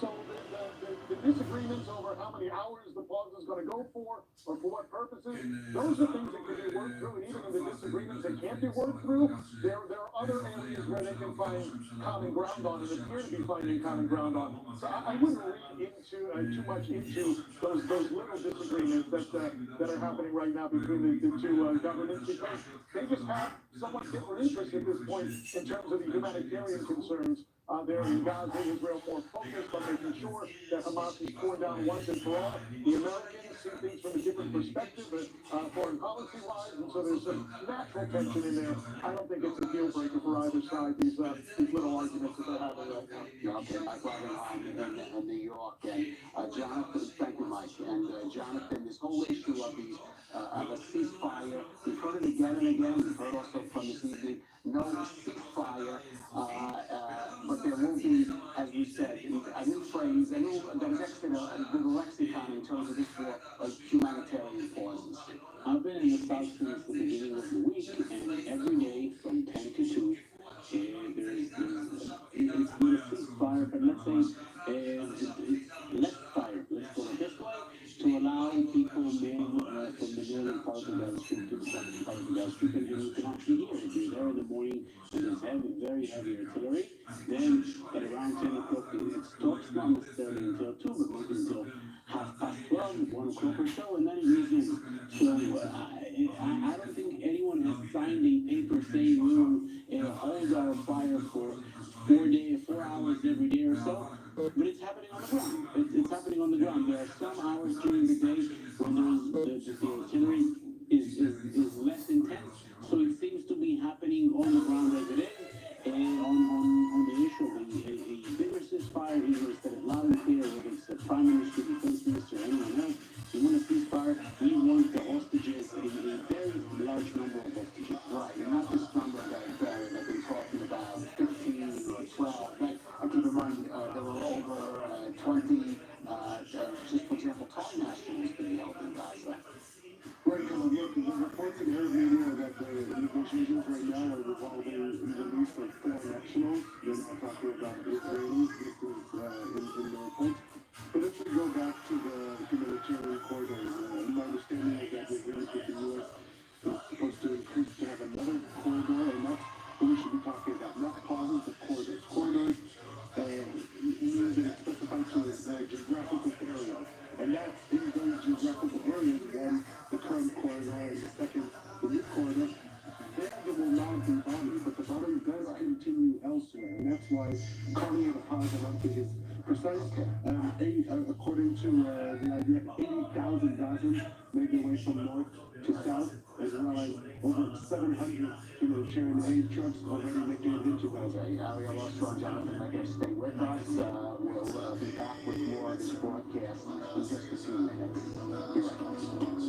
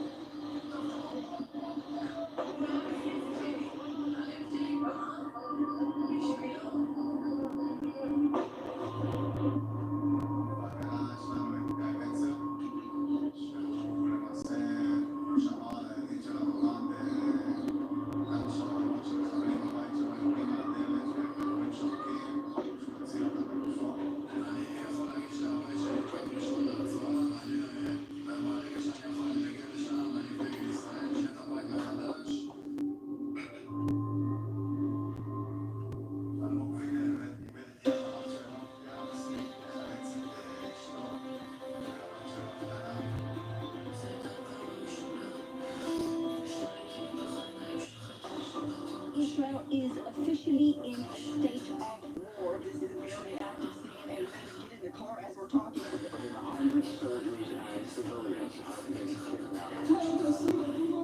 They just don't know anything. Entire families, including babies and children and elderly, were captured in their beds, awakened the giant, and we are ready and we are strong. Everyone is showing up. This is the unity.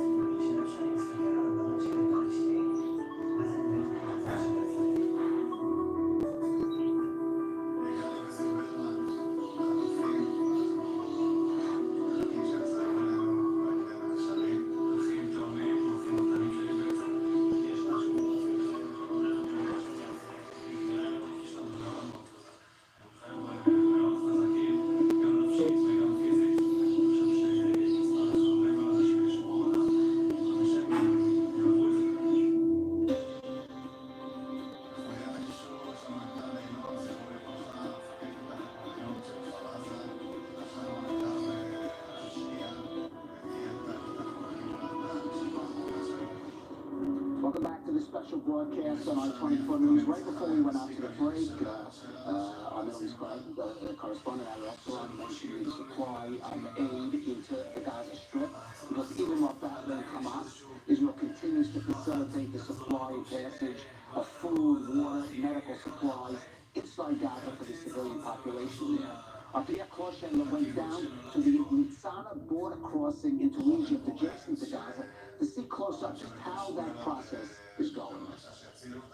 We're at the Nitzana border crossing between Israel and Egypt, and these are trucks that are going to cross to Egyptian territory, reach the Rafah border terminal, and transfer food, water, and medicines to the Gaza Strip, to the non-involved Palestinian population there. This is like a life supply for that population. It carries all kind of food supplies, energy bars, water, as I said, medicine. 100 trucks a day, more or less, are reaching the Rafah terminal from Egypt and crossing into Gaza. The colonel that is in charge of the whole operation said that it's in coordination with the Egyptian authorities. These are Egyptian trucks from the Red Crescent Society and with coordination with the UN. Let's hear what he had to tell us. This operation is with coordination with the Egyptians, the UN, the IDF. It's complex with the operation, but it's very efficient. The colonel said that he hopes to increase the number of trucks that will cross to Gaza. Right now, 100 trucks in batches of 20 trucks each time after they've been inspected by the Israeli authorities. But there is 1 hour drive between Nitzana on the Egyptian side and Rafah, the terminal to Gaza. He ensured that also this is taken care of. The convoys that are going out from Nitzana to Rafah is being monitored every second, every minute by the IDF. And these convoys are also coordinated with the Egyptian army. It would have been simpler to have Israeli trucks do a back-to-back at the Kerem Shalom crossing between Israel and the Gaza Strip, or at the Erez crossing between Israel and the Gaza Strip. Yet both terminals were destroyed during the war when Hamas waged its massacres on October 7 on Israeli territory. And thus, Nitzana is the only solution. This is Pierre Clochander, I-24 News, Yitzhak border crossing, Israel. And that will give us a sense of some of the scope of that aid that is going through, because it has increased substantially since the beginning of the military operation. As I mentioned a few minutes ago, we have reached the point of over 700 aid trucks that have entered the Gaza Strip so far through the Rafah crossing. And I think it was very interesting when Pierre reporting that the inspection appears to be in Nitzana, but not in Rafah. So the question is what happens to the cargo from Nitzana to Rafah. That's something. And that's been an issue of some controversy about who gets to inspect the Conrad, the military branch that is responsible for this such coordination, issued a few hours ago saying we've doubled our humanitarian aid inspection capacity to call on international agencies to increase the aid that they send into the Gaza Strip. I think that's a very interesting call on international organizations, saying that the fact that there's such a limited scope of aid going in, we cannot put that in Israel. The day before, 64 trucks entered, saying we have doubled our capacity of inspecting them. We are more than welcome to increase the capacity of aid going in. So far, we have not seen an increase in trucks from Israel. And as I said, Jonathan, the concern that we mentioned before about the inspection really has to do with the possibility of weapons or even fuel being shipped into Gaza through Egypt. You said 700 trucks or so have already entered. They can come in for their tanks full of fuel. And that fuel can be perhaps then downloaded in Gaza, and they can go back, those trucks, back to the Egyptian territory, very short distance from Khan Yunis back to Egypt. It can come empty. Where's all that fuel? In Gaza. I don't think there's a clear and good, effective way to make sure what comes in. Yes, there's far less cement or ammunition or anything else, wartime material is going now if we compare it with a month and a half ago. But still, those things can come in, and this is why Israel is so concerned about that all those humanitarian convoys going into Gaza. We know very well that the assistance will eventually not end in the end of the civilians, those who really need it, but Hamas will smuggle it for its own purposes. All right.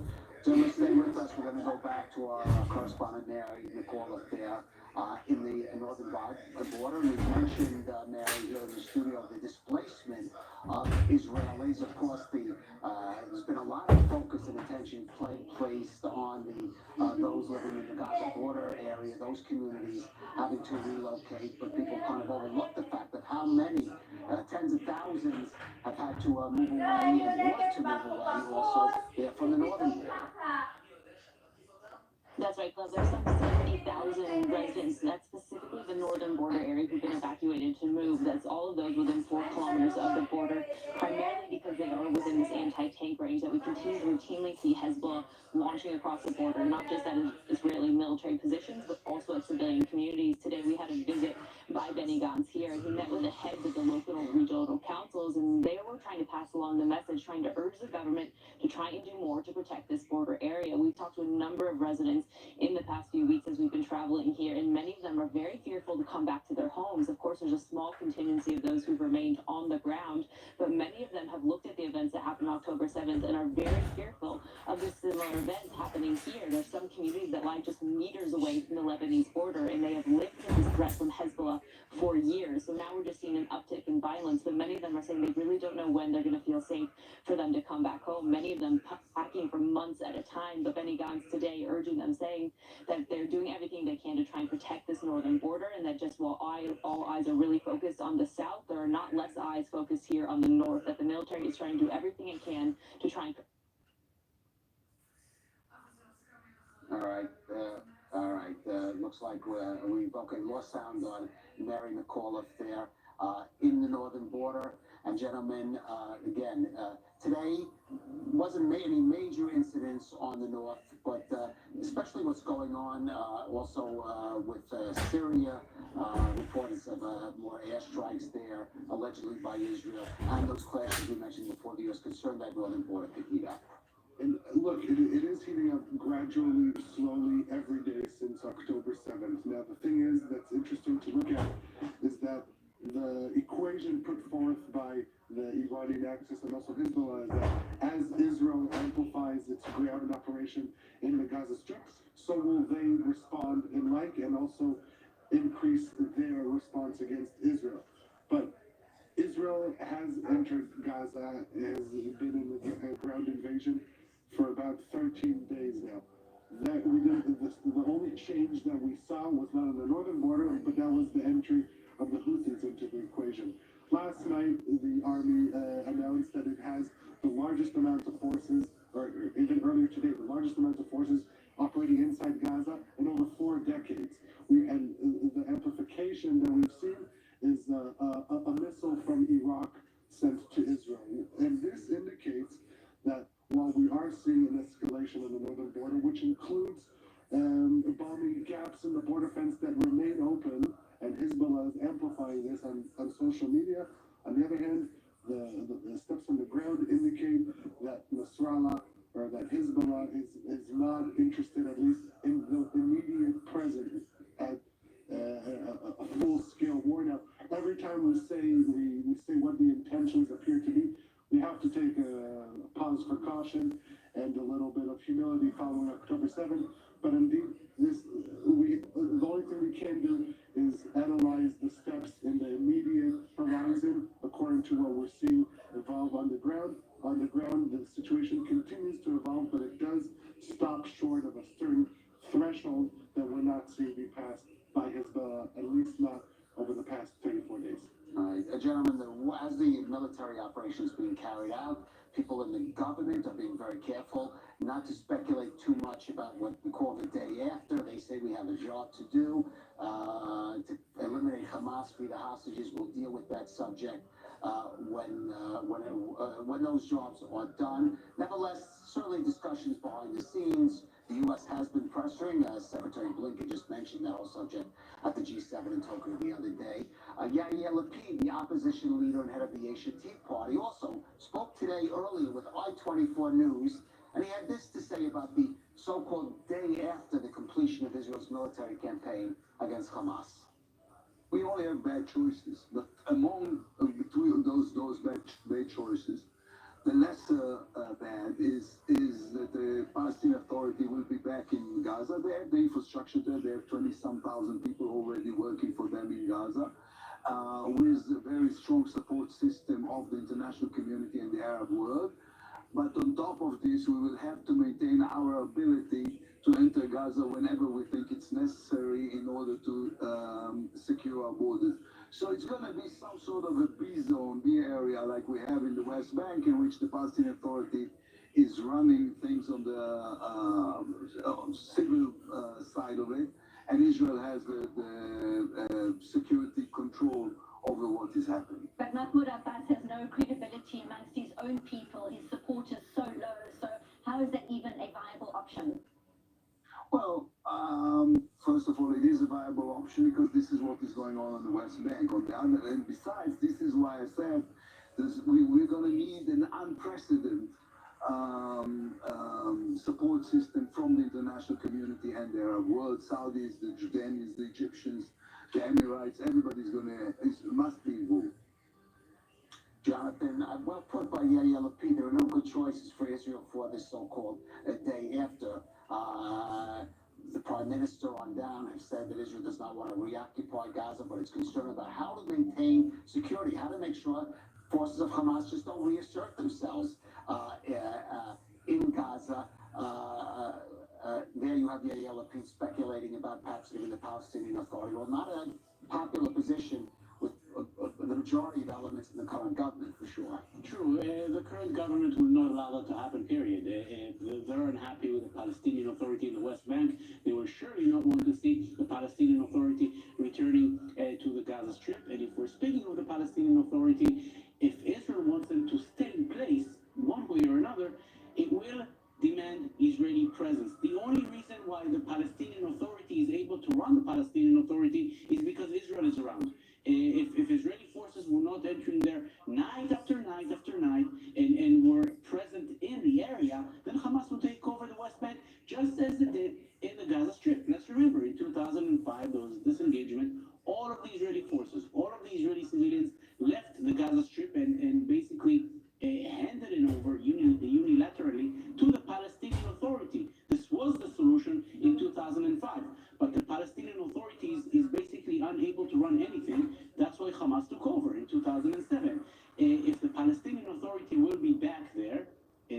without any Israeli presence, then Hamas or some other organization will take it over. And therefore, if you want the Palestinian Authority somehow to run it, it would demand some kind of an Israeli presence, or at least some kind of Israeli nightly incursions, just like we see in the West Bank now, when Israeli forces come in night after night after night, there will not be any other option. Of course, the story of the West Bank and Gaza is a different story. What do you do with what we call here the Philadelphia route, the one which separates the Gaza Strip from Egypt? Can Israeli soldiers go into Egypt to inspect? Can they go under the ground? Right, of course, Israel controls all the water crossings between the West Bank and Jordan, but it does not have that control between the Gaza Strip and Egypt, and that would be a major change for Egypt to accept. Of course. So Yair Lapid speaks about sort of an Area B, what is known as Area B in the West Bank, where the Palestinian Authority has control of civilian matters and Israel has control of security matters. But again, what would the Egyptians say? They're a side here as well. What about all the tunnels that we know are running even now, even with President Sisi in Egypt? We know he doesn't like Hamas. We know he wants to maintain good relations with Israel. And yet those tunnels are up and going. So what do you do with all that? Very, very big and serious and complicated questions, which will have to be answered the day after. And kind of, yes, sir. No, if I may, just we're talking about the day after and the cooperation with Egypt, but we have to look at the day prior and how we got to this. And Israel, or the blockade on Gaza in 2007 was opposed by Israel and Egypt. For 17 years, 16 years, this blockade has been joined, and it's not clear how Hamas got all their weapons, if there's a blockade also from the Egyptian side, how a month before October 7th, 500 Hamas fighters, terrorists, exited the Gaza Strip somehow, made it to Tehran, and training in Iran with the presence of the Quds Force commander. This is happening while Egypt is on our side, while Egypt imposes the blockade on the Gaza Strip. And so any talk about the next day also needs to refer to grievances or mistakes, perhaps, done in the days prior, and that will be the only way that Israel can ensure that the threat in Gaza will not amplify and will stay as it is after it defeats Hamas. Kind of distressing that the West Bank model is even being considered as an alternative for Gaza. Talk about the least bad choices. Now, two international conferences regarding the Israel-Hamas conflict took place today, one in Paris, the other in Riyadh. Also calls for an immediate ceasefire amid a report of a meeting between the heads of the Mossad, CIA, and Qatari officials over a hostage release deal. Our Middle East correspondent, Ariel Osran, has more on that. Day 34 of the fighting between Israel and Hamas in Gaza. And on Thursday, diplomacy finally took a front seat. In Doha, the heads of the CIA and the Mossad met with the Qatari Prime Minister to discuss the parameters for a hostage release deal and a pause in the fighting. According to a report in Reuters, the trilateral meeting came after Qatari mediators met Hamas officials on Wednesday night to discuss a potential deal. The meeting comes a day before Qatar's emir travels to Egypt to meet with President Sisi in Cairo, where Hamas chief Ismail Haniyeh is currently visiting. Qatar is adamant on continuing its effort based on our policies and humanitarian values related to the release of all civilian hostages. Our goal is to return them to their families, but also to our brothers in Gaza to be able to live in safety and security. Israeli leaders have so far shot down any talk of a ceasefire until Hamas frees all 239 hostages, including 35 children. But in a humanitarian conference on Gaza in Paris, French President Emmanuel Macron called for a ceasefire, while Egypt's foreign minister rejected attempts to displace Palestinians to Egypt. Today, the situation is grave and is getting worse each day. In the short term, we should work on protecting civilians, and to do so, we need a humanitarian pause very quickly, and we have to strive for a ceasefire. This should become a possibility. We condemn all practices aimed at imposing a new status quo of forcing Palestinians to flee, forcibly transferring them and removing them from their lands. The number of displaced persons in Gaza has reached 2/3 of its population. This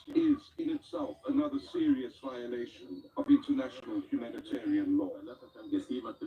Meanwhile, Riyadh, Saudi Arabia hosted a gathering of foreign ministers from the Arab League ahead of the league's emergency meeting on Saturday. And so, over a month since Hamas's onslaught on southern Israel, the Middle East is showing unity in at least one thing: fear of the conflict spreading into a broader regional escalation. Now, we began this broadcast this evening with that news out of Gaza, proof of life of two of the 239 confirmed hostages being held there by Hamas and other terror groups. Another of those is 22-year-old Evyatai David. He's been described by his family as a young man full of life, love, music, and dreams. Evyatar, excuse me. But that life has been put on hold and potentially worse since he attended the Nova Music Festival attacked by Hamas terrorists on October 7th. He was subsequently seen in videos being taken into and then held hostage in the Gaza Strip. Well, joining us, Evyatar's brother, Eli David. Eli, thank you for joining us. Well, tell us something first. Tell us what happened in the morning. How did your family find out and learn about what was happening to your brother?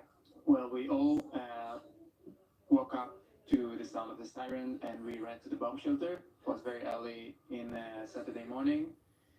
And my mom started texting my brother, and he was saying that everything's all right, the festival's over, and they are running away, so don't worry. He was calming my mother and all of us, and it took an hour and a half, sort of, for him to lose contact completely. He was disconnected around 7:45 a.m. And from that moment on, his friends lost connection with us. We heard on the news that there was a full-scale attack on Israel. And from that moment on, we just started thinking what we can do, who can we ask, where can we look him, and it took 6 hours, very hard and painful and helpless hours, and we eventually got 2 videos of Hamas. It was really actually propaganda videos. Right, these propaganda videos that they released after the attack, or even during the attack on social media. Yeah. Yeah. So both of them were released in Telegram, and we saw my brother. In one of them, we saw him walking handcuffed, right, with his hands behind his back. His shirt was torn, being led by a terrorist. He was holding a gun in one hand, and my brother in a headlock with his other hand. And on the second video, which came alongside the first one, we saw him inside a dark room with other 4 guys. They were all kidnapped from the festival. One of them was my brother's best friend, guy. He was at the festival with Yeah, he was here with the festival, and that was actually, at the first moment, it made me so furious to see my brother so frightened and so humiliated. That was really devastating. Right. Now, yours is one of those cases where you were able to see your brother there being held conclusively. You could see alive inside Gaza, being held captive. When did the government contact you about his situation? So how long did that take? It took 2 days. 2 days. Yeah. So that right on that day, there was already, you could say, proof of life, at least, that he was taken into Gaza. Yeah, but again, we try not to blame anyone. It was so chaotic in the first 48 hours. Everyone were confused. Everyone tried to collect data. Right. So It's fine. I'm not angry about that. No, I understand. I understand. So let's talk about, yes, you wearing this T-shirt, Bring Evie to Home Now. The efforts fairly to raise awareness, and of course, you know, we are not just a local channel here in Israel, we're an international channel. What message you might have, also just for the international community, about your brother, and of course, all of the hostages? So I'll start from that. Sure. It's a nightmare for us, and I think that the situation which young boys and girls are going to celebrate in a festival of peace, Festival. yeah, and the only crime they committed was to celebrate and have fun and dance, and hundreds of them were murdered. Two of my brother's best friends were with him, and they were murdered. And that's something that cannot happen again nowhere. And also, I think all the time about the children and the elderly people and the sick people being helped there. Unfortunately, two extreme examples we saw this evening. A 13-year-old and a 77-year-old woman, both supposedly suffering from health issues. Yeah, and we don't know anything about them. We don't know anything about the other 240 hostages. We have no information about them. Right. And we don't know if we know that the Red Cross is not coming to them, and that's something we demand. Right, there was a protest outside the Red Cross offices in Tel Aviv. Yeah, demanding that they make a greater effort to get access to the hostages. Exactly, that's something that we crave for. I mean, we know really anything about them, and we want to know just to know what their medical situation is, and to know that they are alive and healthy. And if not, again, that's something we need to know. And I call for any government in the Western world and worldwide to help us get that information and help us get our loved ones back. So, well, we certainly join you in, first of all, we join you in the mourning of the lives that were lost, as you said, people who are certainly close to your brother.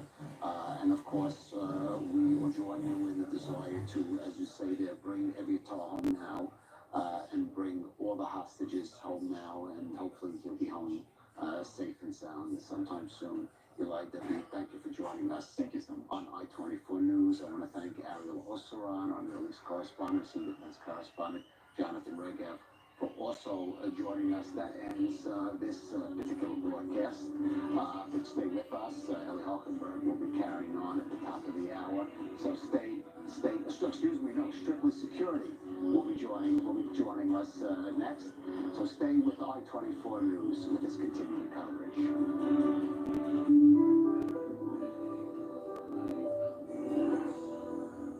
Made for me, a unique concept in Israel. Custom-made men's fashion to your measurements. Made for me, designer of all your events. Schedule your appointment at www.madeforme.co.il.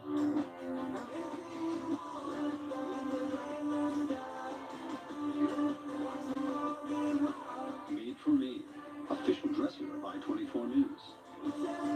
Good evening, ladies and gentlemen.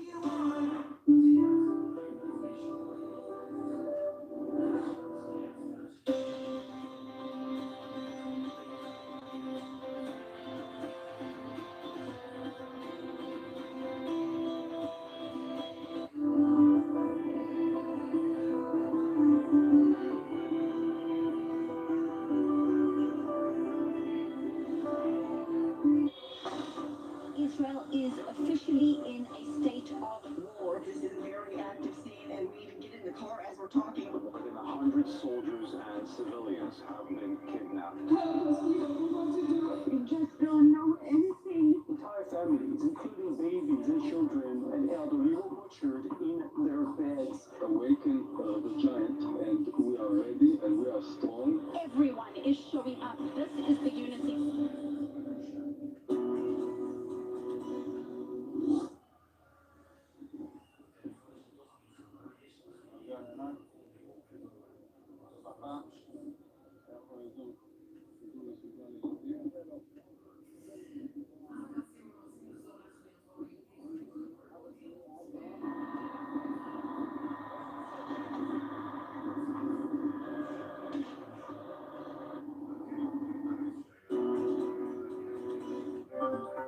semana en News 24, Israel bajo ataque.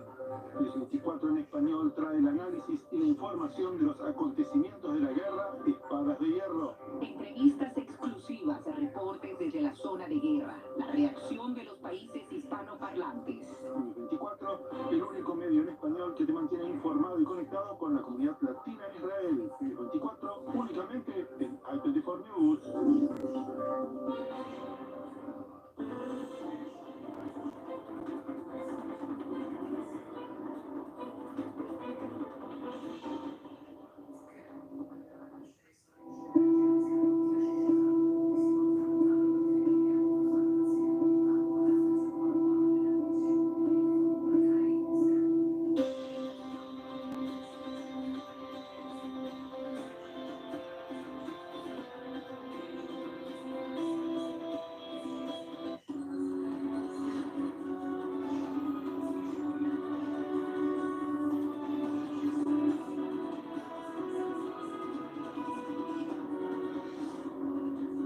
Hello and welcome.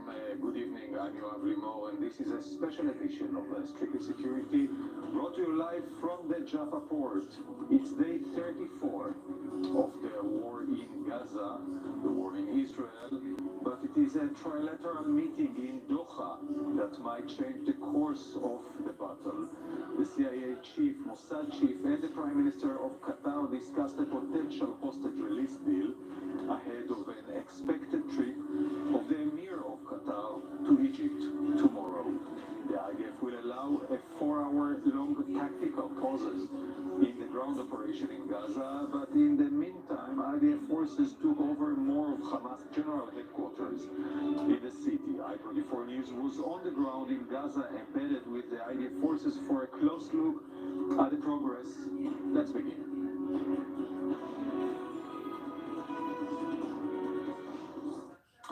So we're live from Jaffa this evening, as every week. For the next 90 minutes, we'll try to bring all the updates and analysis to you, starting now.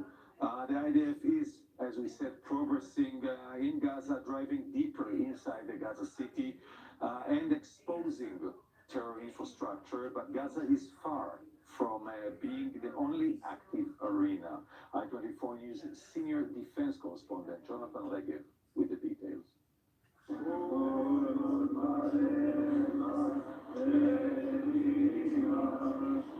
Israeli flag rises high and the anthem is heard on the Gaza beachfront deep inside the Gaza Strip. Shortly after, IDF tanks appear on the beach road running down the Gaza City coastline. Step by step, the IDF takes on a bigger part of Gaza City. As the forces move forward, they once again see how in Gaza there's no distinction between terror and civilian infrastructure. This stairway leads to a terror lab where explosives are made and suicide drones are manufactured.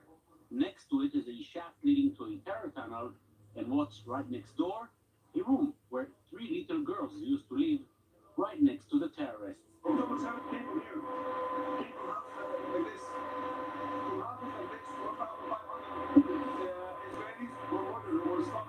The main Hamas headquarters are mostly located under the Gaza ground. Those above the ground are well entrenched in residential areas where civilians are used as human shields. As opposed to Hamas, the IDF is interested in keeping civilians away from the fight. We're trying not to harm innocent people. We give all the people that live here a good heads up that we're coming. They need to evacuate till the Gaza Lake. They're going south. While this is happening in Gaza, there's no let-up of the anti-terror activity in the West Bank. A major operation took place in the city of Jenin on Thursday morning. IDF forces entered the city under heavy fire from local terrorists. Palestinian reports say as many as 10 militants were killed in the operation, as other Israeli forces also entered the Balata refugee camp in the city of Nablus, another terror stronghold in the West Bank. Along with the northern border, there are 3 constant active arenas, meaning the IDF is fully stretched and ready to engage on all of them. Let's bring in our guests here in the studio. Reserve Major General Eitan Dangot, former military secretary to 3 ministers of defense, and Colonel Olivier Rapovich, IDF spokesperson in reserve. the international media. Thank you so much, gentlemen, for being with us this evening. So, Eitan, put me on spot regarding the operation on the ground. Where is the IDF currently? What is it trying to achieve? I think IDF is coming to the major step in Gaza, and it's running, I think, in a way that with a lot of safe steps, professional steps, and succeed to surround all the north part of Gaza. Gaza already has been divided. The main half of Gaza in the north is now under Israeli control.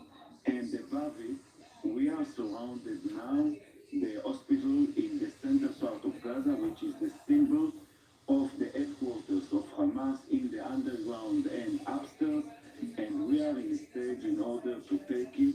The moment it's taken, I think we are going to finalize with another area that till now was not caused by the IDF but only by fire, and we will complete the mission as the first step that we put in our goal to destroy Hamas structure, destroy the leadership of Hamas, and to prevent any more for Hamas to be presented in Gaza as an entity.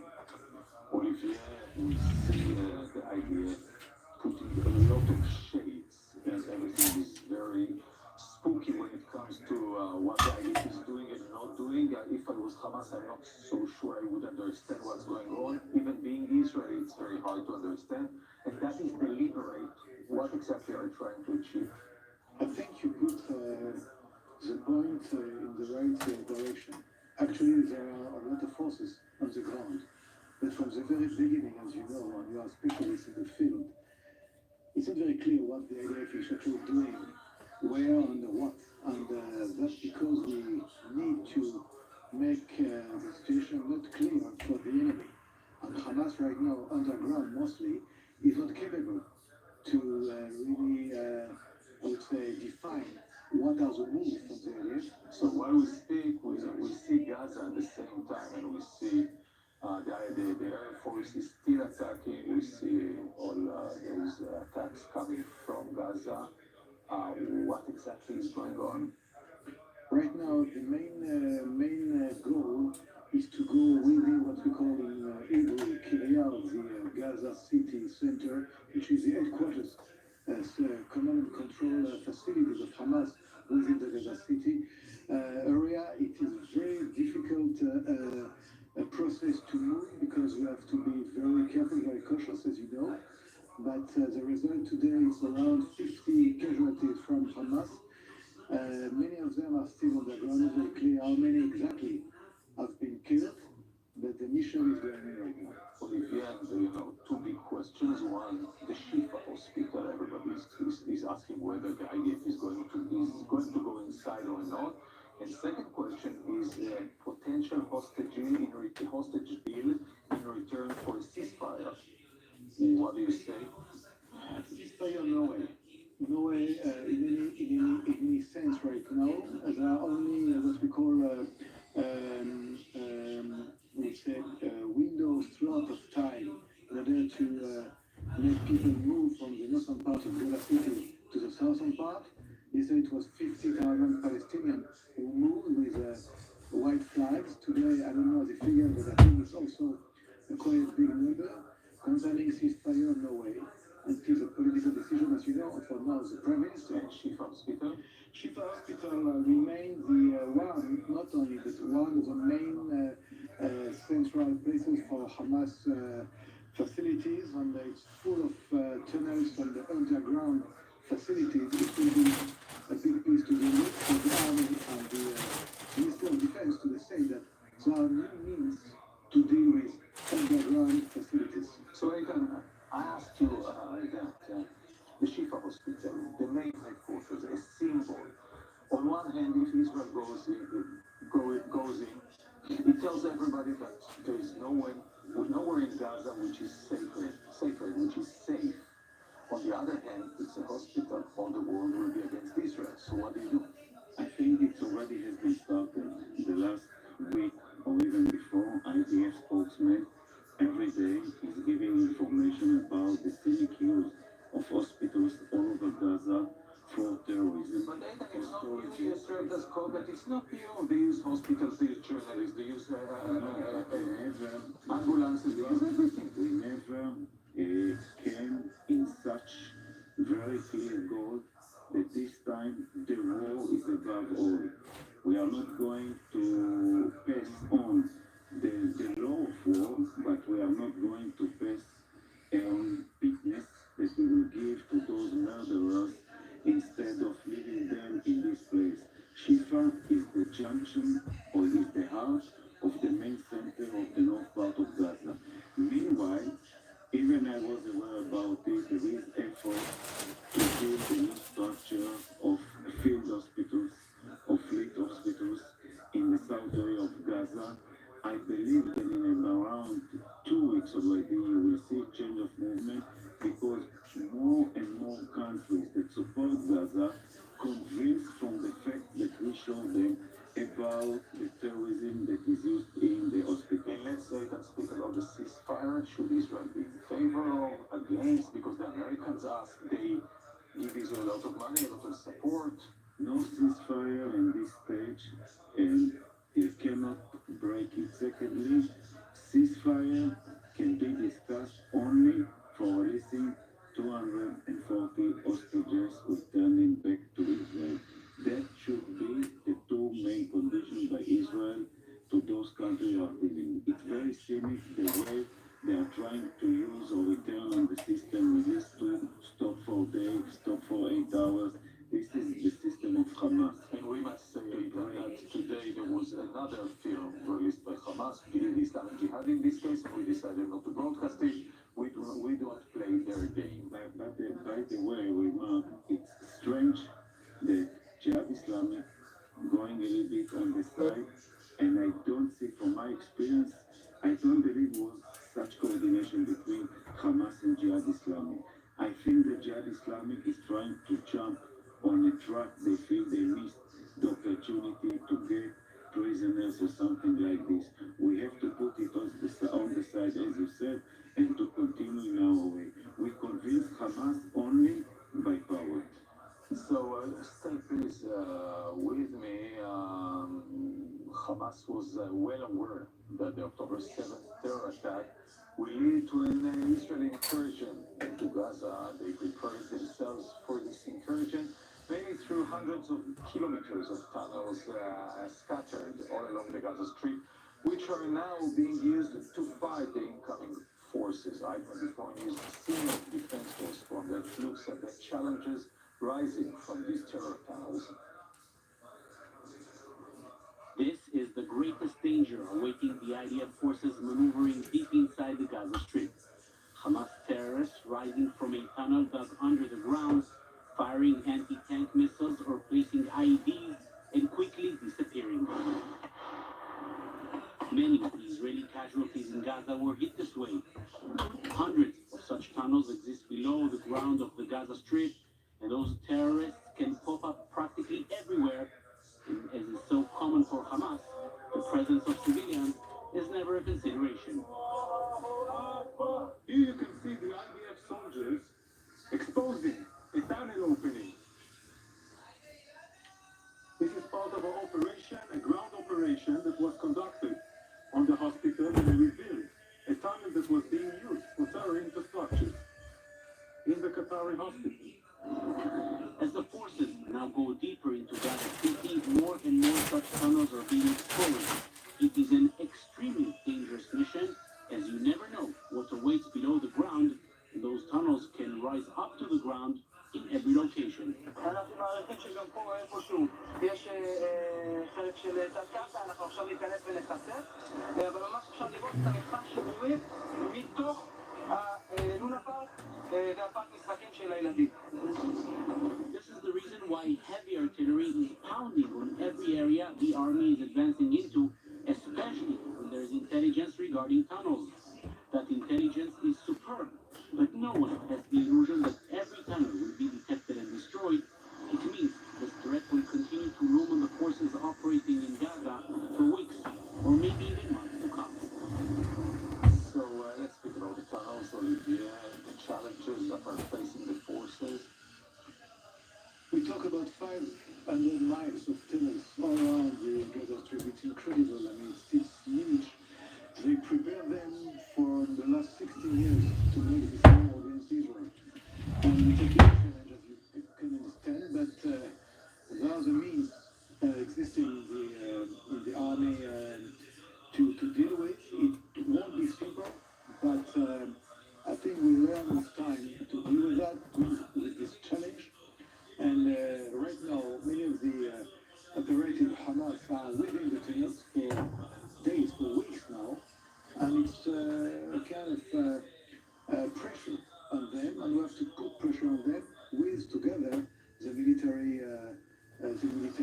move on the ground. And that's one of the reasons Hamas is and the Hamas is the Hamas wants a ceasefire because they want to take the food that we brought in, the oil, the fuel, etc., to take it downstairs to the tunnels, which will enable them to stay there for long. And also, just like to what you said, and you're right, is to make a reorganization in their situation, in the underground tunnels, with those who are buried in these places, to organize again attacks against IDF from the fact where they are now. I think that above all, Hamas is every day is damaging slowly but surely, and what is adding day by day brings them to a situation that they will be more and more interesting for a ceasefire. They never expect to be, in my opinion, even they were prepared in such a situation after 2 weeks of underground war. But in order to win it, the IDF needs to go and take all the tunnels, or there can be other ways to win. Be surround, stop, pushing them to very narrow places, trying, and it will be done mistakes by their leadership and succeed in killing or some of the leadership. And when you combine together kind of these achievements, you will have on the right place to climb higher. But you need months for it. Remember, you are on the West Bank. After the operation in 2003, it took us 4 years to complete the mission. And here also, the mission will be ended only after 2 to 4 years if you clean all the area. But one thing is clear now, Hamas will not be again the entity in Gaza. And those are, Olivier, those are the goals. One goal regarding Hamas, that it won't rule Gaza and it will won't have the force. The other one deals with bringing home all the captives, etc. How achievable is it? It is achievable because we need this goal to be achieved at the end of the day. For Israel, there is no victory without bringing them back home, in any case. So it will be, I would say, a two-head goal achievement. But at the end of the day, as you can understand, the ground operation is very important. And as much as it's going on right now, and we have quite good results, it shows that it is the right way to achieve the other goal, which is the hostage and the kidnap back home. Ethan, it's possible to bring the hostages by this ground operation, or it's another tool to put pressure on Hamas in order to get Hamas maybe to crack down or to give up some. I think it's one of the main tools to bring Hamas to a situation together with the international community, some Arab countries that will see the situation.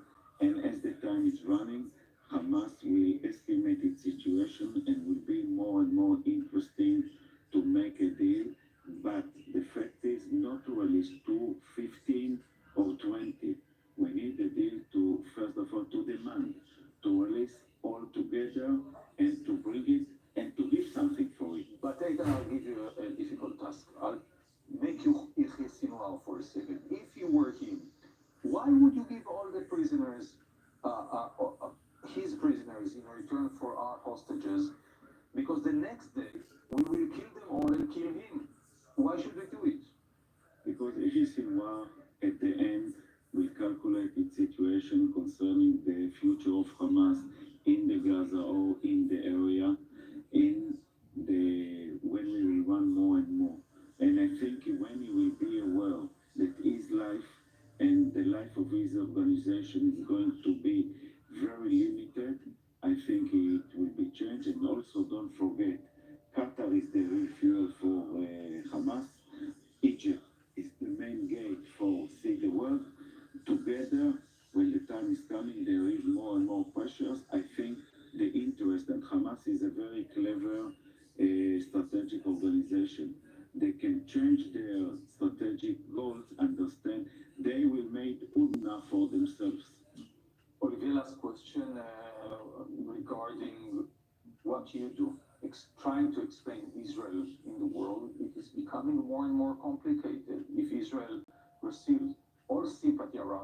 now we have the governments, but we have less and less the people. Yeah, right. I mean, concerning the government, I think the governments, mostly the Western world, are with Israel. They understand the issues, understand the need for Israel to protect herself and to fight Hamas. Well, you are right. You are. It's about the population, the people, the progressive in democracies, and it's more difficult. But I think that it is still very important to continue the dialogue with them. And right now, we are facing a rise of anti-Semitism abroad, but at the same time, governments, like in Europe and even the States, try to mobilize their forces to make them understand that this struggle in Israel is not only our struggle, it's a struggle for all democracies against Islamism. And I think that for now, even if it's difficult, it's not a lost battle. Is it possible to convince the people? I mean, look at France that you know better than all of us. You see the demonstrations, you see the people, you hear the sounds, you see the Magen David, which is being drawn on Jewish people's homes. It looks like 70 years ago or 8 years ago in Europe. I may be going to surprise you right now, but at the end of the day, 80%, according to last survey in France, are with Israel. 20% are against Israel. And most of them are connected to minorities, connected to Muslim groups. But at the end of the day, the danger in Europe is felt very strongly, and I believe, I'm not sure, that at the end of the day, today, what we are doing in Israel is much more understood than it was before. And for me, it's a quite good surprise, but we have to continue to talk, to exchange information. And while you speak, we see the demonstration live from New York, pro-Palestinian support rally in New York City. And you hear yesterday there was a screening of the IDF movie in LA. You saw the demonstration outside, a very violent, rude, loud one. There are still minorities, big demonstrations, but most of the people are quiet, and I again believe that they support Israel. This war, being the first time for Israel history, is a war that the West and the world understand us. They cannot accept everything, but they understand us. So I can ask a question. Can Israel stay on the convincing side, on the right side? It will be very difficult. And even I can tell you, in some cases, no, but we don't have a choice. Eitan Olivier, thank you so much for being with us this evening. Let's head up to the northern border and correspondent Mary McAuliffe. Mary, what's your update for this hour? Good evening. This past hour has been relatively quiet inside Israel. We had sirens hours ago, and the IDF responded with a number of different attacks inside southern Lebanon. We're hearing reports now, though, coming from inside southern Lebanese territory that there are ongoing airstrikes in the area of Ramia, primarily targeted there. We do know the IDF has been responding throughout the day to a number of different attacks, though. They said a series of mortar attacks were launched at IDF areas inside on the very near the Lebanon border. Hezbollah, for its part, said that it had targeted an infantry group along the Israel-Lebanon border, saying that that was in response to once again show solidarity with the Palestinian people. What we see here is continuing to be a very formulaic response. Hezbollah launching a number of different attacks into these northern Israeli communities, especially areas where they believe the Israeli military is currently operating, and then the IDF responding using a variety of different means at their disposal, from airstrikes to shelling. We can routinely hear the sounds of artillery operating in this area, so definitely continues to be an area where the IDF is on high alert, and they say they're ready to respond to any threats coming from within southern Lebanon. And Mary, what do you hear from the civil front? Because most of the Israelis in the cities and villages surrounding the border evacuated their houses.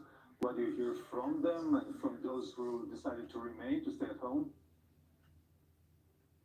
That's right. So there's some 70,000. That's the estimate of residents who've been told to evacuate from this area. So that's an area that's all within 4 kilometers of the border. Everybody is supposed to be evacuated. But we have seen in the past week, when things were a little bit quieter last week, a number of residents chose to return to their homes. But we saw last week exactly why these restrictions are in place.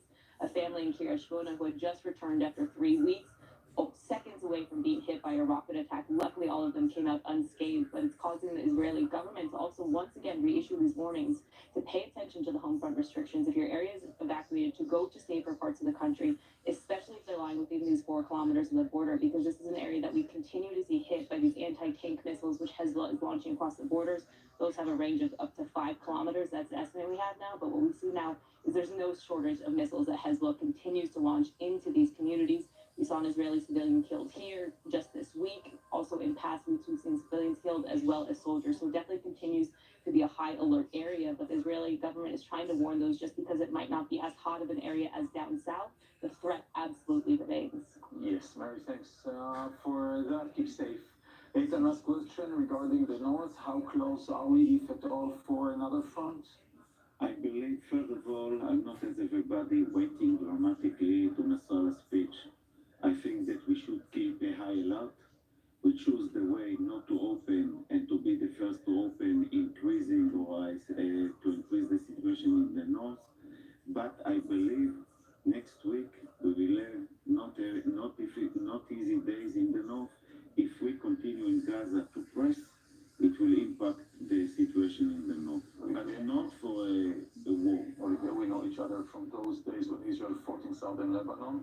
Right now it's a conflict management situation. We manage as we have to react when we are attacked, but we consider the main focus in Gaza right now.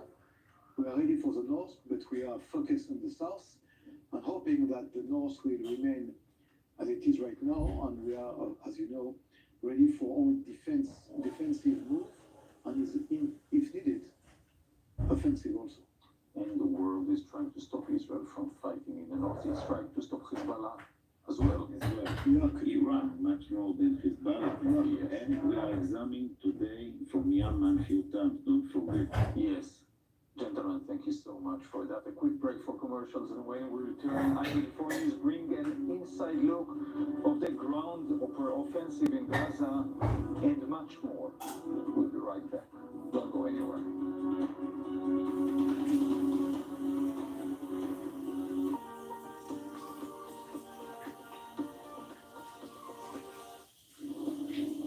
Over 1,300 people murdered and more than 3,000 injured, and the war with Hamas continues. We bring you first-hand testimonies from the front lines, from those who survived, and all the records of the atrocities by Hamas. Follow us as Israel fights terror from the south and north. Get the inside scoop on what's going on. Only on I-24 News.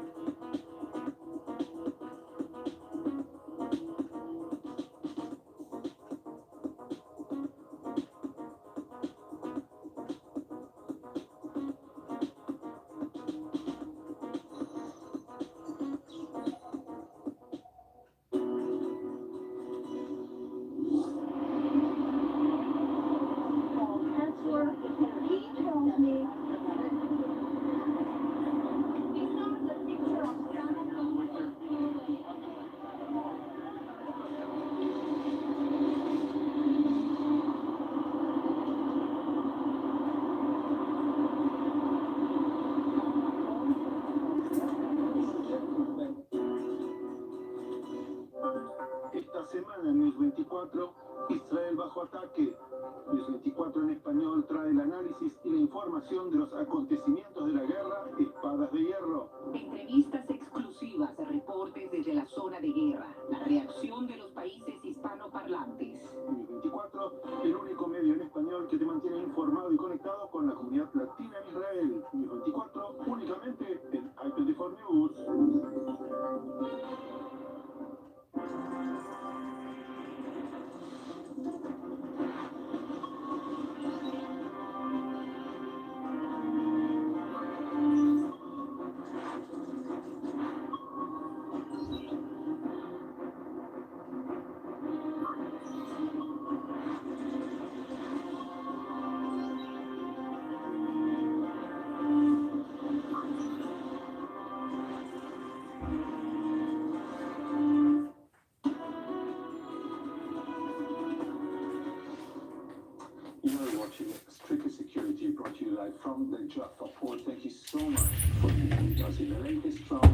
arms shipments from the United States to Israel.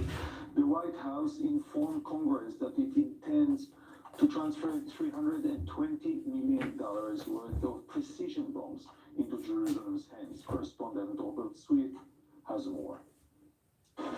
Smart, precise impact, cost-effective bombs, or SPICE for short. The Biden administration is reportedly planning on sending a $320 million package of these precision weapons to Israel. Israeli designed, the systems will be transferred from Rafael USA to its Israeli parent company, the Wall Street Journal reported. Essentially an upgrade kit, the weapons boost the targeting and gliding capabilities of unguided bombs. With these smart systems, it's hoped Israel can more accurately strike Hamas weapons and infrastructure hidden among the Gazan population. מצאנו פה עמדה של שיפור של רקטות מכוונים לכיוון צפון, בתוך שטח הארץ, זה החשמל, והחשמל הזה נכנס עד לתוך המבנה הזה, שהוא בעצם מסגד שממנו מוציאים את הרקטות. The shipment comes as diplomatic pressure mounts on both Israel and the US over the number of Gazans being killed in Israeli strikes. With more accurate weapons, it's hoped Israel can better distinguish between its enemies and the civilians crowding the Gazan battlefield. But smart bombs are only as precise as the intelligence directing them. And as the conflict continues to rage, the fog of war only thickens.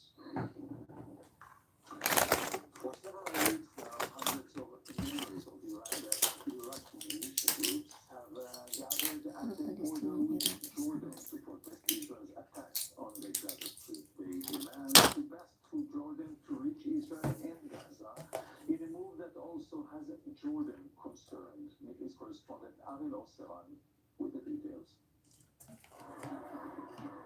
As pro-Palestinian rallies continue to spread across the West and the Middle East, there's one country where anti-Israel protests have gone one step farther than anyone. Our main demand is to allow us to go to Palestine to help the Palestinians. Let them open the borders, and I will head there to fight or to provide moral or material aid. We are ready for anything. For more than 2 weeks now, thousands of Iraqis have been amassing along the border with Jordan. In addition to showing support for Hamas's October 7th massacre, they demand free passage to reach the Gaza Strip, following a call by Iraq's influential Shiite cleric Muqtada Sadeh to hold sit-in protests along Israel's borders until it stops bombing Gaza. And Jordan, which has been one of the most vocal countries opposing Israel's strikes on Gaza, is worried that pro-Iranian militias in Iraq will try to take advantage of the situation. We will not allow you to desecrate Jordan. And we warn the people of the Popular Mobilization Forces on the Iraqi border. If you come close, Jordan will be your graveyard. Iraq's support of the Hamas-Iran axis comes as Tehran's proxies amplify their strikes against U.S. forces in Syria and Iraq. On Sunday, U.S. Secretary of State Antony Blinken visited Baghdad and met with Iraq's prime minister to try and prevent the conflict from spreading further across the region. The following day, however, Prime Minister al-Sudani visited Tehran, reaffirming with whom Baghdad's real allegiance lies. Those who want the conflict to be contained and not to spread to the entire region should pressure the Zionist regime to stop its military aggression and systematic slaughter.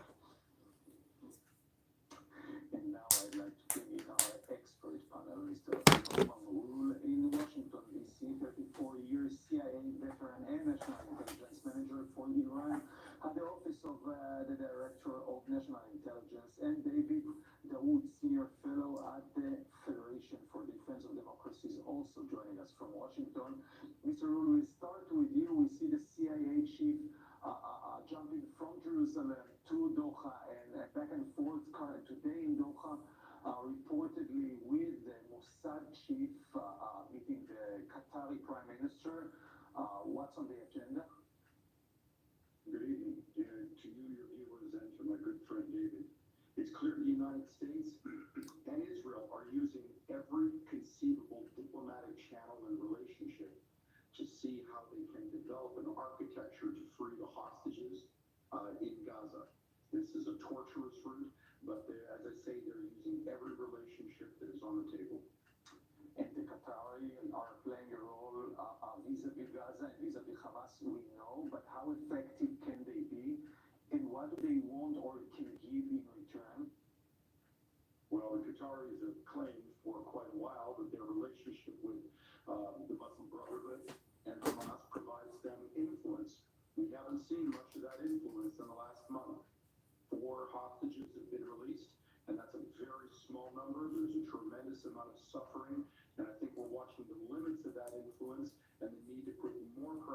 Qatar to terminate its relationship with Hamas as this hostage issue comes to a conclusion. Yes, David, we've heard yesterday a very interesting saying coming out from Washington by the White House speaker saying that Israel should give limited ceasefire in order to be able to go until the end, practically, to finish Hamas's story, and that's quite unique coming out from an official, backing Israel so strongly. Again, thank you for having me on, and it's a pleasure to see you, Norm.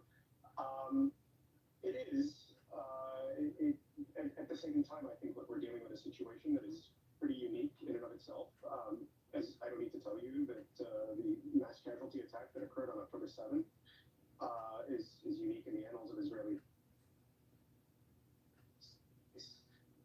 Is trying.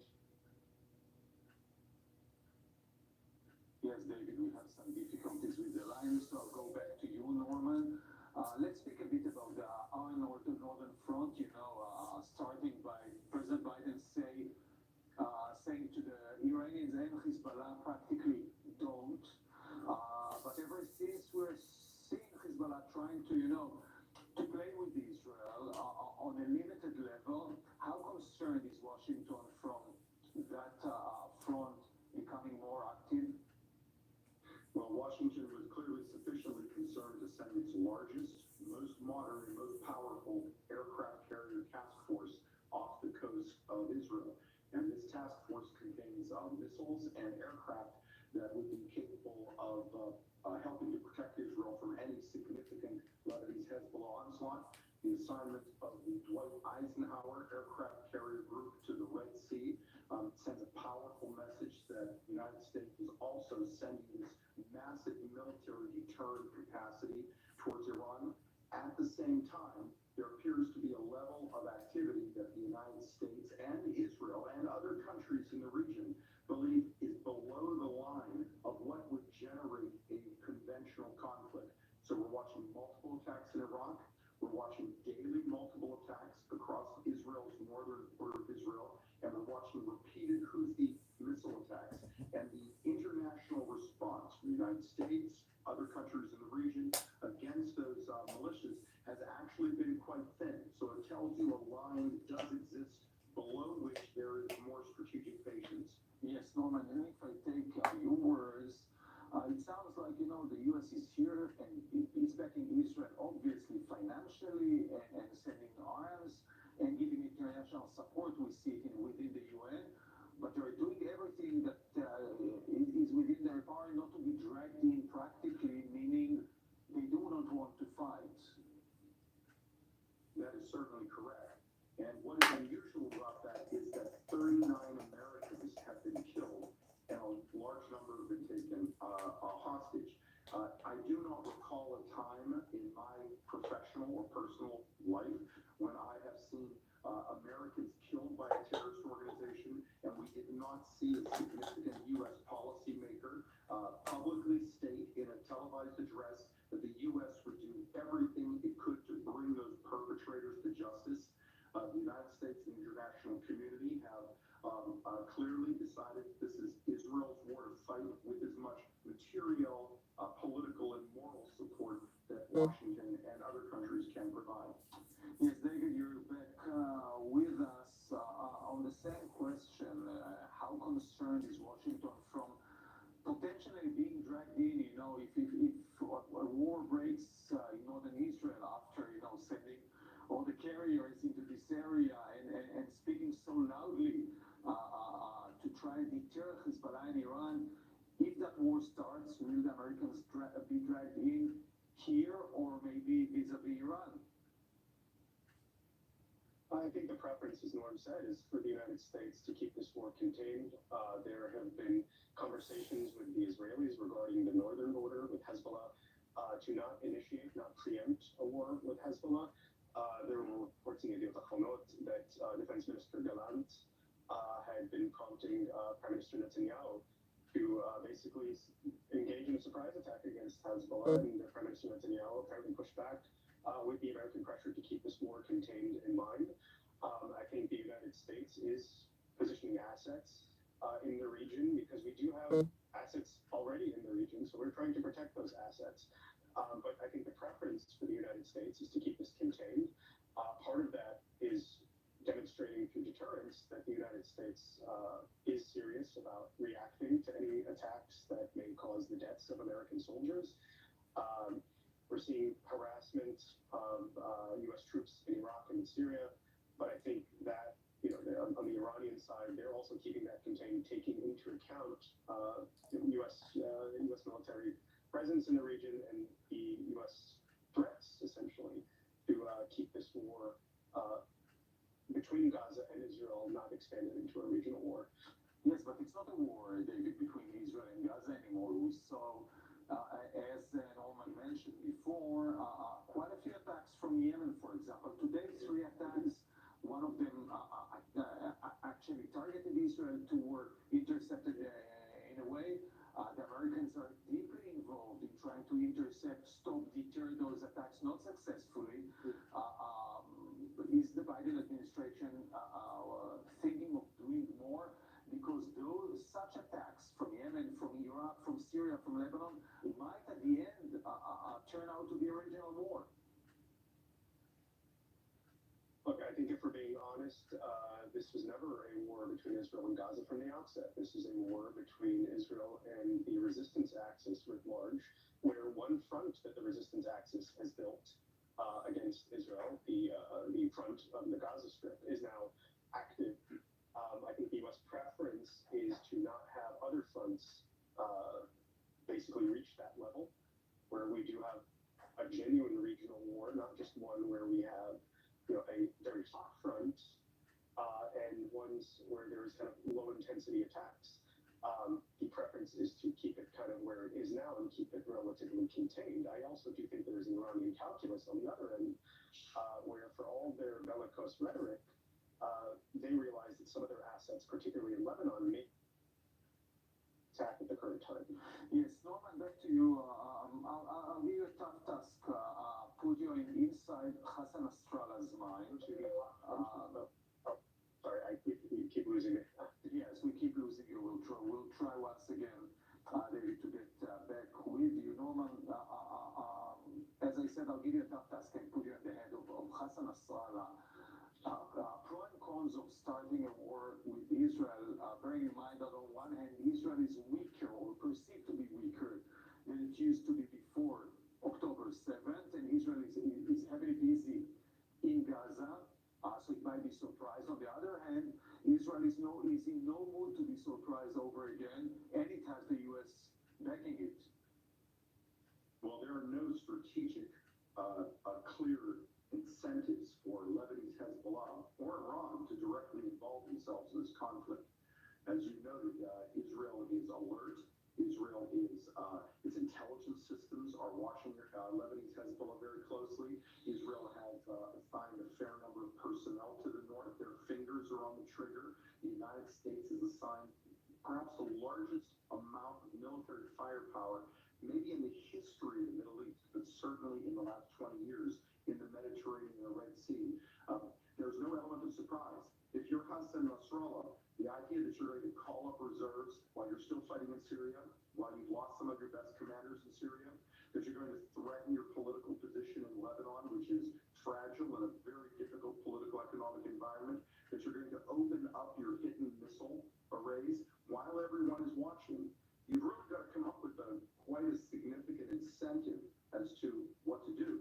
Now, this said, if he keeps things at the current level, attacks going across the entire border using anti-tank missiles, rockets, small incursions, you're able to divert resources. He's able to have a rhetorical position of support for Hamas, but he doesn't threaten his strategic position.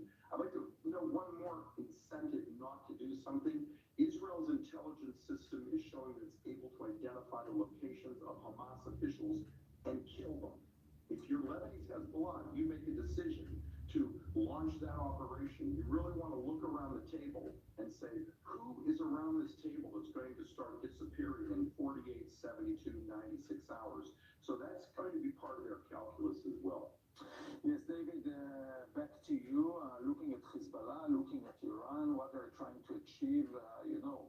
The smallest organization from within this axis of evil, Hamas, gave Israel the biggest blow in its history. So, looking at them, and they might be asking themselves questions.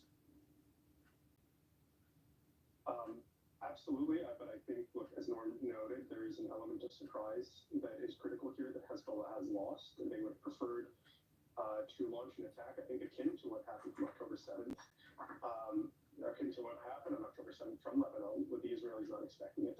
That's not the case right now. They are taking notes. At the same time, Hezbollah has its own domestic constraints that it has to address, that it can't ignore. They are looking at the Israeli response. They are looking at the efficacy of the Israeli response. They're probably seeing how Israel's defensive systems react, and they are definitely taking notes for a future conflict where Hezbollah finds itself in a more comfortable position to launch a surprise attack against Israel and be able to bear the brunt of a retaliation, and have Lebanon able to bear the brunt of the retaliation. Right now, Lebanon is not currently receiving economic aid. Yes. Norman, speaking of what's going on in Washington, we see the polls, we see President Biden is not very popular within the Democratic Party, which is not very supportive. It's left wing of Israel and of his support to Israel. Should he change his mind? Might he change his mind of backing Israel, or that's a done deal? I think it's a done deal for President Biden to stand loudly and firmly with Israel. At the same time, it's not entirely a coincidence that as his poll numbers with the far left and the American Muslim community plummeted in an election year where his poll numbers are already weak, that he's made a number of statements and undertaken some actions that are meant to demonstrate his also what I believe to be sincere belief of meeting his prevent unnecessary Palestinian civilian losses and to do more to allow humanitarian aid to enter Gaza. So there is a political reality in Washington, and I think it's important as we look at this conflict, we should view it as a conflict that is will have consequences we may not entirely be able to predict or imagine. It may take months or even years to play out. But one consequence could well be that this tips the election against President Biden, not because people might vote for his Republican opponent, but because they might be so upset or unhappy, they may not turn out to vote. And that lack of vote could shift an election in key states. And is there anything that Israel can do to change, the way the American public opinion treats us, Israel? Well, the propaganda against Israel is both cruel and omnipresent in a number of arenas. I think Israel could do more to communicate how its actions are being designed to limit Palestinian civilian losses. Anything it's supposed to do to increase the amount of humanitarian aid coming into Gaza, and anything Israel can do to demonstrate that Hamas, vice Israel, is responsible for those losses would help bolster its already honorable and worthy case. Norman Rule in Washington, David Daoud, thank you so much, gentlemen, for those insights and for being with us this evening. Thank you. Going back to Gaza now for an up-close and personal look into the fighting from the ground level. I-24 News' Matthias Simbao put on his vest and helmet and went into the street embedded with the IDF's fighting force for a present-time perspective on the war which will determine Israel's future. Let's watch. We are on our way to the Gaza Strip. I grew up here at Kibbutz Alumim, so I feel like I'm protecting my home. Since that Saturday, we all joined the reserves. We understand that we have a mission, an important mission to eliminate the terror from Gaza. It's the 32nd day of this war. We are in a troop carrier. Lieutenant Colonel Gilad Pasternak, our military escort, sits in front of us. We do what we have to do. This is the most justified fight war possible that we had to fight. It's our duty to be here. It's our duty to respect our commitment, because we have no other place to go. All soldiers, all officers, understand that we are loyal and fight with determination, bravery, and speed to fulfill the objectives set by our leaders.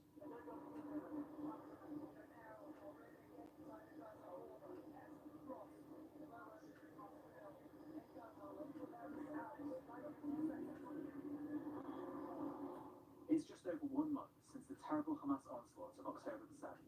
The IDF's ground operation has been pursuing its objectives for more than 10 days, annihilating Hamas. Once there, we are the first journalists to discover what the humanitarian corridor looks like. In this war zone, in the center of Gaza, on the main Salah ad-Din artery, these civilians from Gaza are fleeing the fighting, some with their hands in the air, others clutching a white flag. We are in the middle of the Gaza Street. Behind us, just people from Gaza, Gazans, are trying to escape the war zone. They are walking with their hands up and with their white flag. But these soldiers are trying actually to protect us, and protect themselves, because probably there's some terrorists in the middle of Israel. Today, it's has been open between 9 a.m. and it's about to close at 14 p.m.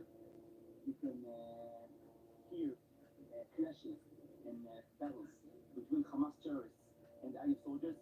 Also, west to the Salah ad-Din Street over there. Of course, Hamas doesn't like the fact that the people are going, actually, these human shields are going from the north to the south. And exactly what the IDF is trying to do, separate this population, the civilians, from Hamas terrorists doing their acts of terror inside the neighborhood, inside the building. And perhaps among them, Israeli and foreign hostages. If they're inside, any people who've been kidnapped or been hostages, run toward the soldiers. Don't be afraid. For both officers and soldiers, the objective here remains the same. Well, we have a lot of changes over here. First one of them, of course, the tunnels.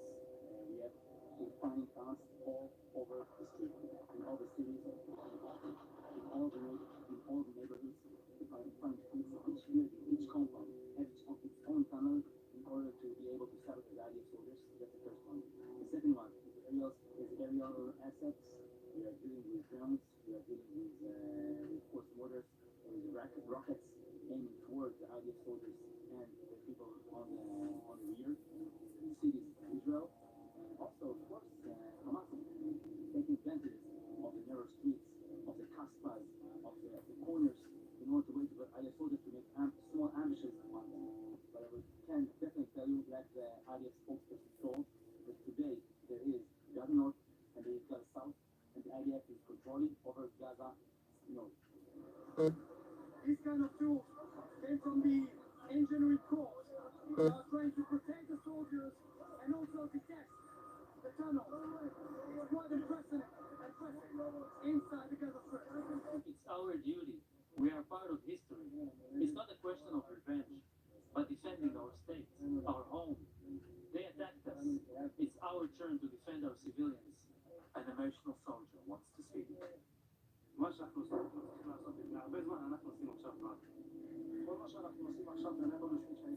Everything we do today is to ensure that history does not repeat itself. Ultimately, what my grandparents experienced during the Second World War happened because of hatred of Jews.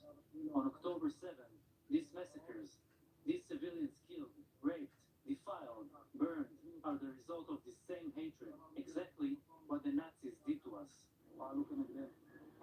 Pushing back because there is a sniper threat. As you can see, every place just behind me are potential positions for snipers. That's why all the soldiers and these tools are here to protect us. Once on board again, we drive east, into one of the Sujaya neighborhoods. An armored vehicle has just fired. We are in the middle of a complex multi-battle operation against Hamas positions. Facing danger under Hamas fire, we were quickly asked to leave the area. We are in the middle of a war zone. Now you can hear clearly gunfire. We are in an active gun battle zone. from Gaza Strip. Now the soldiers are facing the terrorists from the Luftwaffe, the Hamas group, and we are asked to come back inside. The vehicles to get to the safe zone.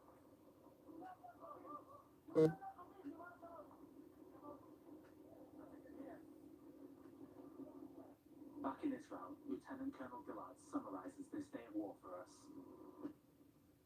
It's no secret when I tell you that many Israelis are being held hostage in Gaza. One of the goals of our war is to bring them home. When we see a way to bring them home, or to give us details about their fate, we do it, and I won't elaborate. While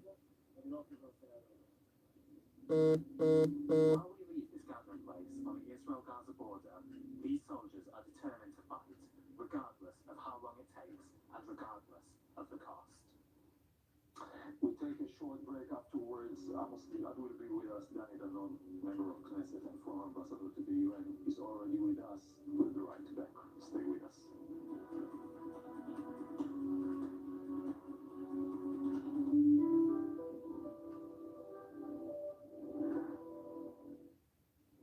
Israel is at war.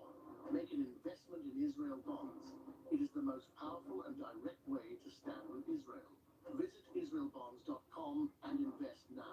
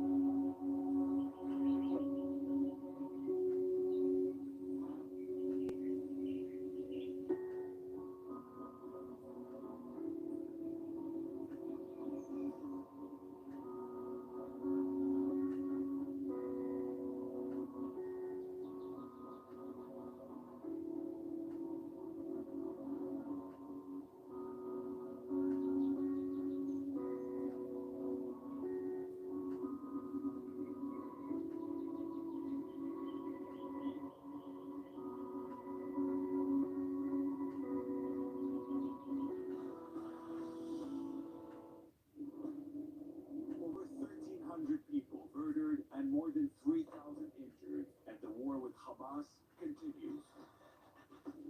We bring you first-hand testimonies from the front lines, from those who survived, and all the records of the atrocities by Hamas.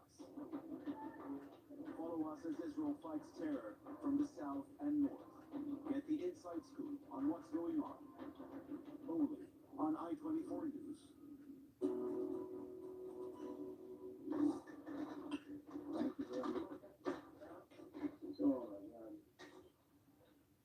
We went into the burnt houses and applied our excavation methodologies by collecting the burnt remains, sifting through them, and searching for even the most minute evidence that could help us identify individuals that were missing.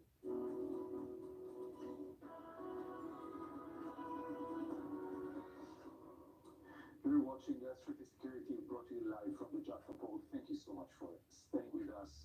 Ambassador MK Danny Danon is with us here in the studio. Thank you so much for joining me this evening. So another day, the 34th day that we have 239 Israelis kept in Gaza. Do you see any light in this very, very dark tunnel? It's very hard for all of us. I just came from the square where the families are gathered in Tel Aviv next to the Israeli military base. And I spoke with some of the families and they demanded and asked me, do whatever you can to bring our boys and girls back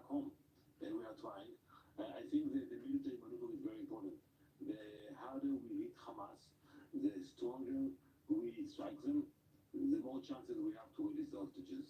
We are now hearing some rumors about some kind of a dialogue. I think we should hit them hard, and we should remind the international community what we are fighting about, not only because of the atrocities committed, but also, like you mentioned, the people who are kidnapped. We have babies. So every time I give interviews in the foreign media, I bring one story. And tonight I chose to tell a story about Abigail Eden. She's 3-year-old from Kfar Aza. Both of her parents were massacred, and she went to the neighbors and was kidnapped from the neighbor's house.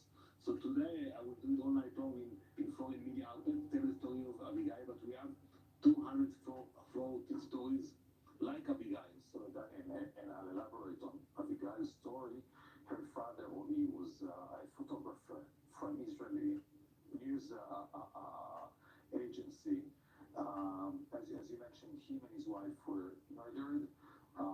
Both her brother and sister, her brother, he was 9-year-old, and her sister, 6-year-old, hid for 12 hours in a very small closet where the Hamas murderers couldn't find them, and she was kidnapped, and she's there alone. She doesn't know that she doesn't have parents anymore, and that's just one story. And the question is, do the world hear us? We have to tell the stories. And today I hear a lot about the humanitarian needs of the people of Gaza. And I ask, what about our humanitarian needs? What about our families? So I think we have to be very strong and determined. And we should tell the people at the UN, even at the US, we are determined to eliminate Hamas and to bring back the hostages. It's not going to be easy. It's going to take us a long time. But if we stop in the middle of the operation, Hamas will stay there and the hostages will stay there. So with all due respect to all the requests from our friends to have a ceasefire, to opposes, no ceasefire. When the US fought against Al Qaeda and ISIS, there was no ceasefires. But Danny, you say things that might contradict. On one hand, you say we must fight until the end, until we eliminate Hamas. On the other hand, you met with the families half an hour ago. They say do everything to bring them now. That might not work together, because if it's enough for the return of the hostages, we demand the ceasefire. That's why I think we should increase our military activities, not decrease it, not to hold back. On the contrary, we are working very well in today northern Gaza. You know, I salute to the boys and girls of the IDF and to the commanders, you know, very sophisticated, using our intelligence, our air force, moving slowly, trying to minimize casualties to our troops and to the civilians. But that's not enough. Now we operate only on one side of the Gaza Strip, in northern Gaza. We cannot stay there. We have to move forward to southern Gaza, to central Gaza, and we have to hunt those terrorists who committed this horrible crime. Then you belong to the decision makers, and one thing that you're entitled to do, not only fighting the war and bringing back our people, is that looking for the day after. And what do we want in Gaza at the day after? We don't want Hamas. We can agree about that. And we don't want to be the one who will run the daily lives of the Palestinians. I think what we want to see is a Hamas-free area where we have the freedom to protect ourselves, like the West Bank. Exactly, to go in and out. And we are not going to count on anyone to secure what's happening there. But you don't want to rule 2 million Palestinians. You don't want to pay their education, sewage, health, etc. Absolutely not. I think over there it should be a joint cooperation of regional players with the support of the international community. So I don't think today we can actually decide who would be the regional players, which countries, but the idea is regional cooperation with support of the international community, and we should keep the security in our hands. You know, we never thought about the brutality of our backs. We thought about, you know, invasion. We thought about tunnels, but we never imagined such brutality. And today, the people of Israel must understand that we finished the job. But we the people of Israel understand it perfectly. I think you see the support outside in the street. It's 100% support, including the Arab minority in Israel, who understand that they might have been slaughtered by this ISIS, Hamas as well. But I look at the world. I look at the UN Secretary General. I hear what he says. He served as an ambassador over there. What's going on in his mind? That's shameful. That's hypocrisy. You know, I took Secretary Guterres with me in 2017 to the border with Gaza. I took with the IDF spokesperson, we took him to a tunnel of Hamas. And when he came out, he told me, I'm shocked. time and energy in those tunnels, penetrating tunnels into Israel. And today, he forgot about the hostages, he forgot about our victims. He became the Hamas spokesperson. The Secretary General of the UN is speaking on behalf of the Hamas. And look what happened today. When we found out that the photographers, they call themselves journalists, they are not journalists. Photographer came with Hamas terrorists to our communities, Witnessed with their own eyes the atrocities. they actually bought ammunition and grenades for the terrorists. And when I tweeted that we will find them and we will treat them the same way those terrorists will be treated, all of a sudden all these media outlets say, how can you blame us? They are freelancers, we just buy pictures. Imagine there was a murder and a raping in New York City, and a photographer would just take pictures, would not report the police, would not try to stop it. Those people are not journalists, and we will make sure that they will pay the price. How do we keep the international support of the governments? We see President Biden standing very firm besides Israel. We hear most of the leaders in Europe doing so, but we have a growing problem with the public opinion in all of those countries. How do we tackle that? Yeah, it's a challenge. We have to admit that. And I think we have to tell the stories of the victims, bring leaders to Israel. On Sunday, I took with me Prime Minister Boris Johnson from the UK, and former Prime Minister of Australia, Scott Morrison. And they were horrified. To Gaza, in which the worst atrocities, some of them. And they were shocked when I told Boris Johnson that 57 people of the kibbutz were killed, 17 were kidnapped. This small kibbutz, he was shocked. And he knows about kibbutzim because he was a volunteer many years ago in a kibbutz. He knows how peaceful it was, those communities. So I think we should bring more leaders, we should take them to those places, and we should show them the brutality of our enemies.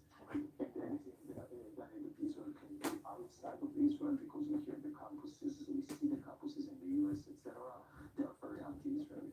First, I think we should ask more from the governments to protect the Jews. We heard today what happened in Canada.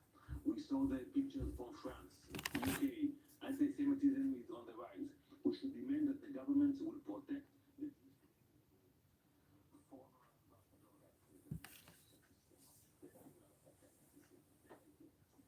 Hamas is fighting for its life, and will so completely by themselves, practically abandoned by their original patrons and allies, mainly Iran's Hezbollah.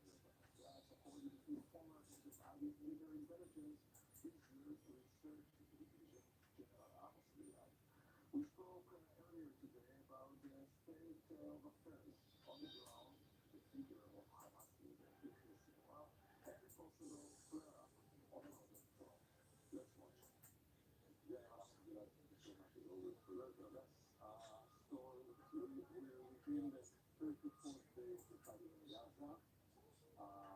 Give us an index of where we are in this fight that is fighting against the Gaza Strip. Hamas has made two dramatic strategic mistakes. The first, they are responsible for atrocities that are unprecedented, unbelievable since the Holocaust event. And this is short of Mr. Sinwar, the team will prevent the whole area of the confrontation, multi-dimensional front with Israel. Very dangerous way of thinking, but here you know. If you analyze the speech of Nasrallah, what he said, I was surprised.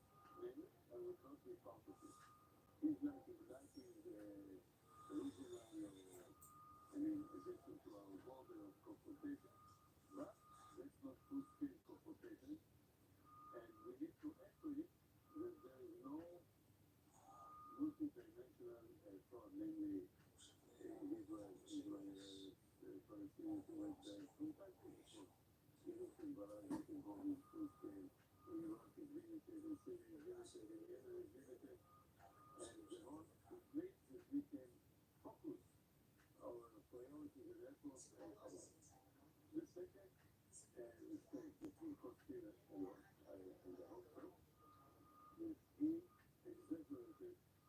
I mean, this atrocity is unprecedented. It means it is pushing us to destroy Palestine.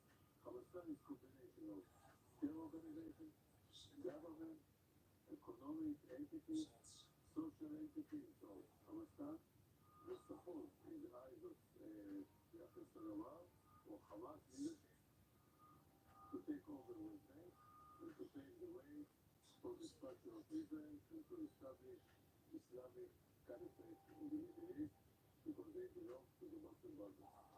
So, by doing the entity, you can find entities of Muslim Brothers in two places, in Turkey and in Gaza. So, you took us behind the scenes. Now Israel is fighting for nearly 5 weeks, 2 weeks on the ground. What are the achievements? What is Israel trying to achieve? What is the possibility to achieve those goals? There are two strategic goals. The goal combined, must go combined. The first one is destruction of the entity of Palestine. It must happen. It's not a choice because nobody will get there to the front lines. And we need, if we want to cope efficiently with the strategic axis, easy axis led by Iran, we need to destroy Palestine. We don't have a choice. And the second achievement, we need to achieve it with releasing the hostages. I mean, the people, children, babies, old men, and others. We don't have other choice if we don't release them, or at least, releasing them always. It means that it will be, it won't be forgotten for the next decade.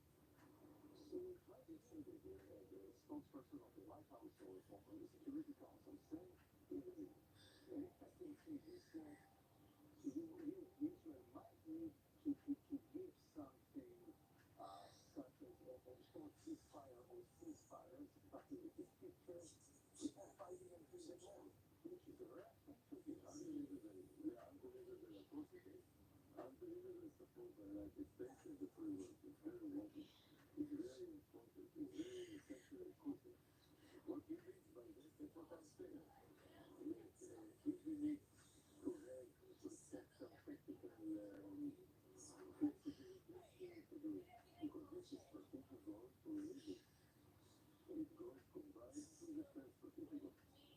And as you say, there is like built-in contradiction or paradox, but that's the time to solve it and to bring it together. That's why I'm encouraged by the progress we are making on the ground, combined with the airport and so on, with excellent intelligence, and the American involvement or influence on Qatar and Egypt, now led by the CIA director, that is one of the biggest persons in the world.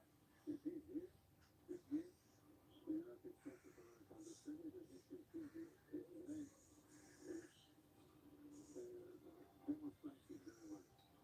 How long have you been build on that support from the US, from other administrations in the world? Because that contradicts with the public support for the Palestinians, with criticism vis-a-vis those administration. We see it in the UK, we see it in France, we see it in Germany, we see it in the US, the main power that the leaders are with Israel, but the public opinion is supporting the Palestinians. We are right, we don't have other choice. We need to destroy them. And I think even Europeans, it's like Hamas today is like ISIS. What the United States has done, they have taken the decision to destroy ISIS State. It was just a big space of 170 kilometers. And they successfully destroyed the entity. We need to destroy the entity. It will pave the way for strategic build-up of the axis of the stability and peace led by the United States. It will include Egypt, Jordan, Saudi Arabia, and in the future. It's very essential to our national security to recognize maybe we will have political conflicts about it, but strategically speaking, we need it vis-a-vis the axis of evil led by Iran, supported by Russia and China. It's also global. And we need to do our best to show our gratitude to the United States and for our sake to support this axis. It will include entrance of the Palestinian Authority as a symbol of the Palestinian president. Of political objection I heard it today, I think they don't understand. And we need to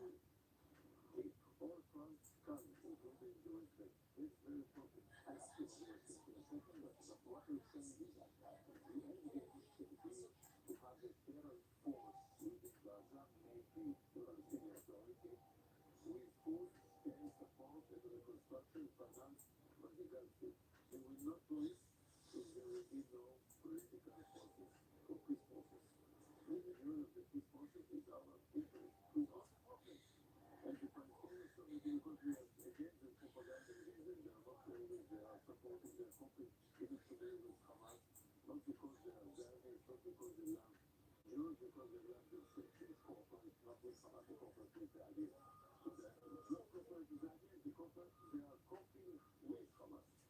I don't want to say corporate because it sounds terrible. I mean, for them. They are coping with Hamas, not because they are Zionists, because they are determined to defeat Hamas and they don't have opportunity to do it. But we need the axis of peace and Pax Americana led by United States because the axis of evil we need to defeat it sooner or later. I'm as far as concerned regarding that, and I'll ask about the North and about the West Bank. How long this process, this ground operation, and further on, how Israel will go in and out as we've seen 20 years ago in the West Bank? How long do we estimate it to take? There are two stages. One is not easy but convenient to assess. The second one is complicated. The easy one, not easy, the second one, our forces are surprising. And you know, well-known expert, and you know the history of the idea. Against all these gloomy assessments, they are doing fantastic work, and they are possible. The world to catch, to put feet on the head of the snake, the cobra. It is around and his body. He didn't imagine it. He was absolutely confident he would survive it. Now, that will take some weeks. The second part, what to do with Gaza? We will take over Gaza. We will run the show there. That needs also strategic wisdom. Our national security relies on two pillars, major pillars. The first is our military might, the second is our wisdom. To cooperate with Israel, to ignore the ugly politics that prevent you, that's the wisdom I'm looking for. Imagining this war ended that Sima opted or wished for, international support, Iran and others, Hezbollah opted to stay out. We've heard Nasrallah last week, we see what's going on the ground. How sure can we be that we won't be surprised in the north as we were in the south? First of all, we cannot be sure about anything. I do think that our intelligence in the north, in spite of the fact that it might sound terrible, it's excellent. We cannot rely on it. That's why we have a full-scale deployment of our forces against Hezbollah, and the performance of IDF in the north, in our north, in southern Lebanon, against Hezbollah is very impressive. We are like crossing, I mean, we are changing the policy gradually in the southern part of Lebanon and paving the way for the city to implement easily 1701, the full implementation of this Security Council resolution, namely to push Hezbollah northern to become illegal, or to take the strategic decision to copy them. It depends that strategic decision, but for the time being we are containing the confrontations there, and that's very important because that's why we can focus on the main enemies today, namely Palestine. But we were seeing a lot of people seeing our villages on the Lebanese border after what we see in the Gaza border. We're not doing this. If we are not doing that, no, but Radwan, for example, the response needs to live there. And I think I'm optimistic we can convince Nasrallah to do it, otherwise or diplomatically. Convince everyone in all ways. I mean, they need to be done diplomatically based on the images or understanding of Nasrallah that we have at the week. I mean, I cannot imagine the evidence of Nasrallah will tolerate neighbors like Radwan that can kill them, stab them, torture them, kidnap them, and so on. That must change. It will change. The question is, what will be the depth of the change? We need to solve it one day or another. However, the energy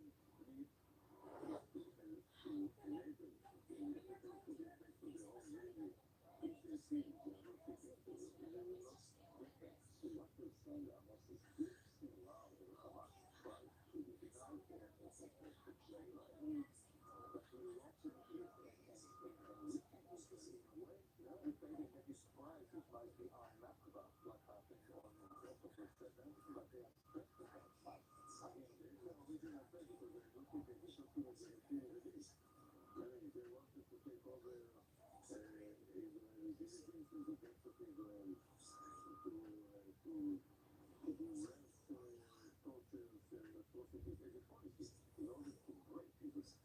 They failed because after this dramatic fiasco in Syria, the armed forces of Israel, the IDF, the performance is unbelievable. And we see Israel getting out of this strength.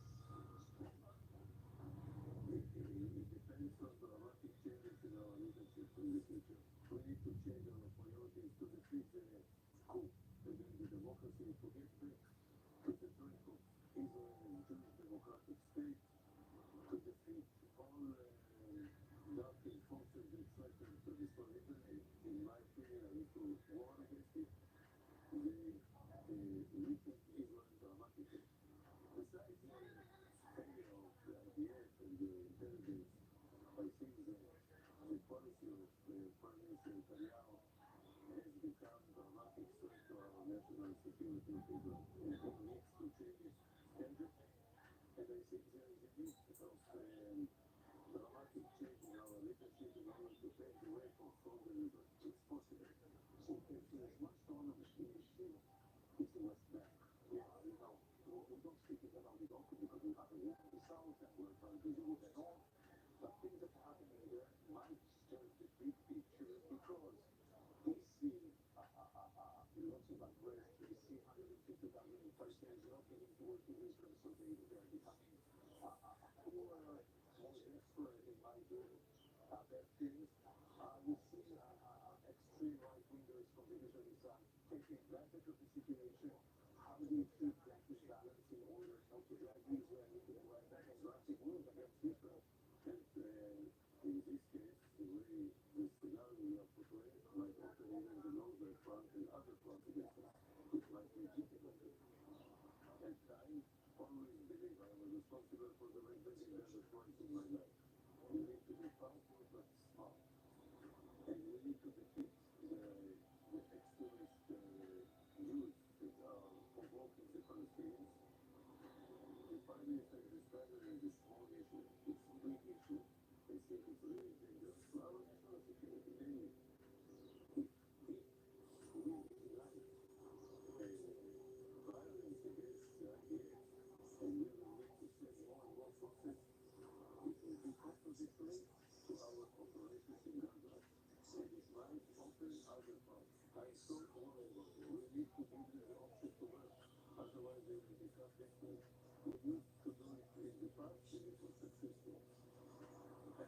Are there any political forces or powers in Israel that against it? Yes. This was successful for the Prime Minister to show leadership and leadership. We don't have other choice. So we have to stop all of our journalistic conversation about Israel until October 7th. We have our family Riyadh open for peace with Saudi Arabia. We forgot that we have our feet inside the Palestinian issue. By the way, personally, as I even wrote it in my book, you cannot ignore the Palestinians. The Palestinians, their power is in their weakness. You cannot ignore it. Like Prime Minister Netanyahu possibly be writing about agreements with European and so on. But if you want to extend the agreement, we need to do it. By the way, I'm optimistic we will do it because the United States is interested, and we need to be interested in this, our future. Our future is in our military power, technological power, economic power, but also in our wisdom to not ignore the real game changers in the Middle East. So you cannot ignore them. This lesson, another lesson that we take in Israel, and we need to draw lessons from it. And my lesson is we need to build some circumstances in Gaza, combine everything with the Palestinian Authority, and there is no clear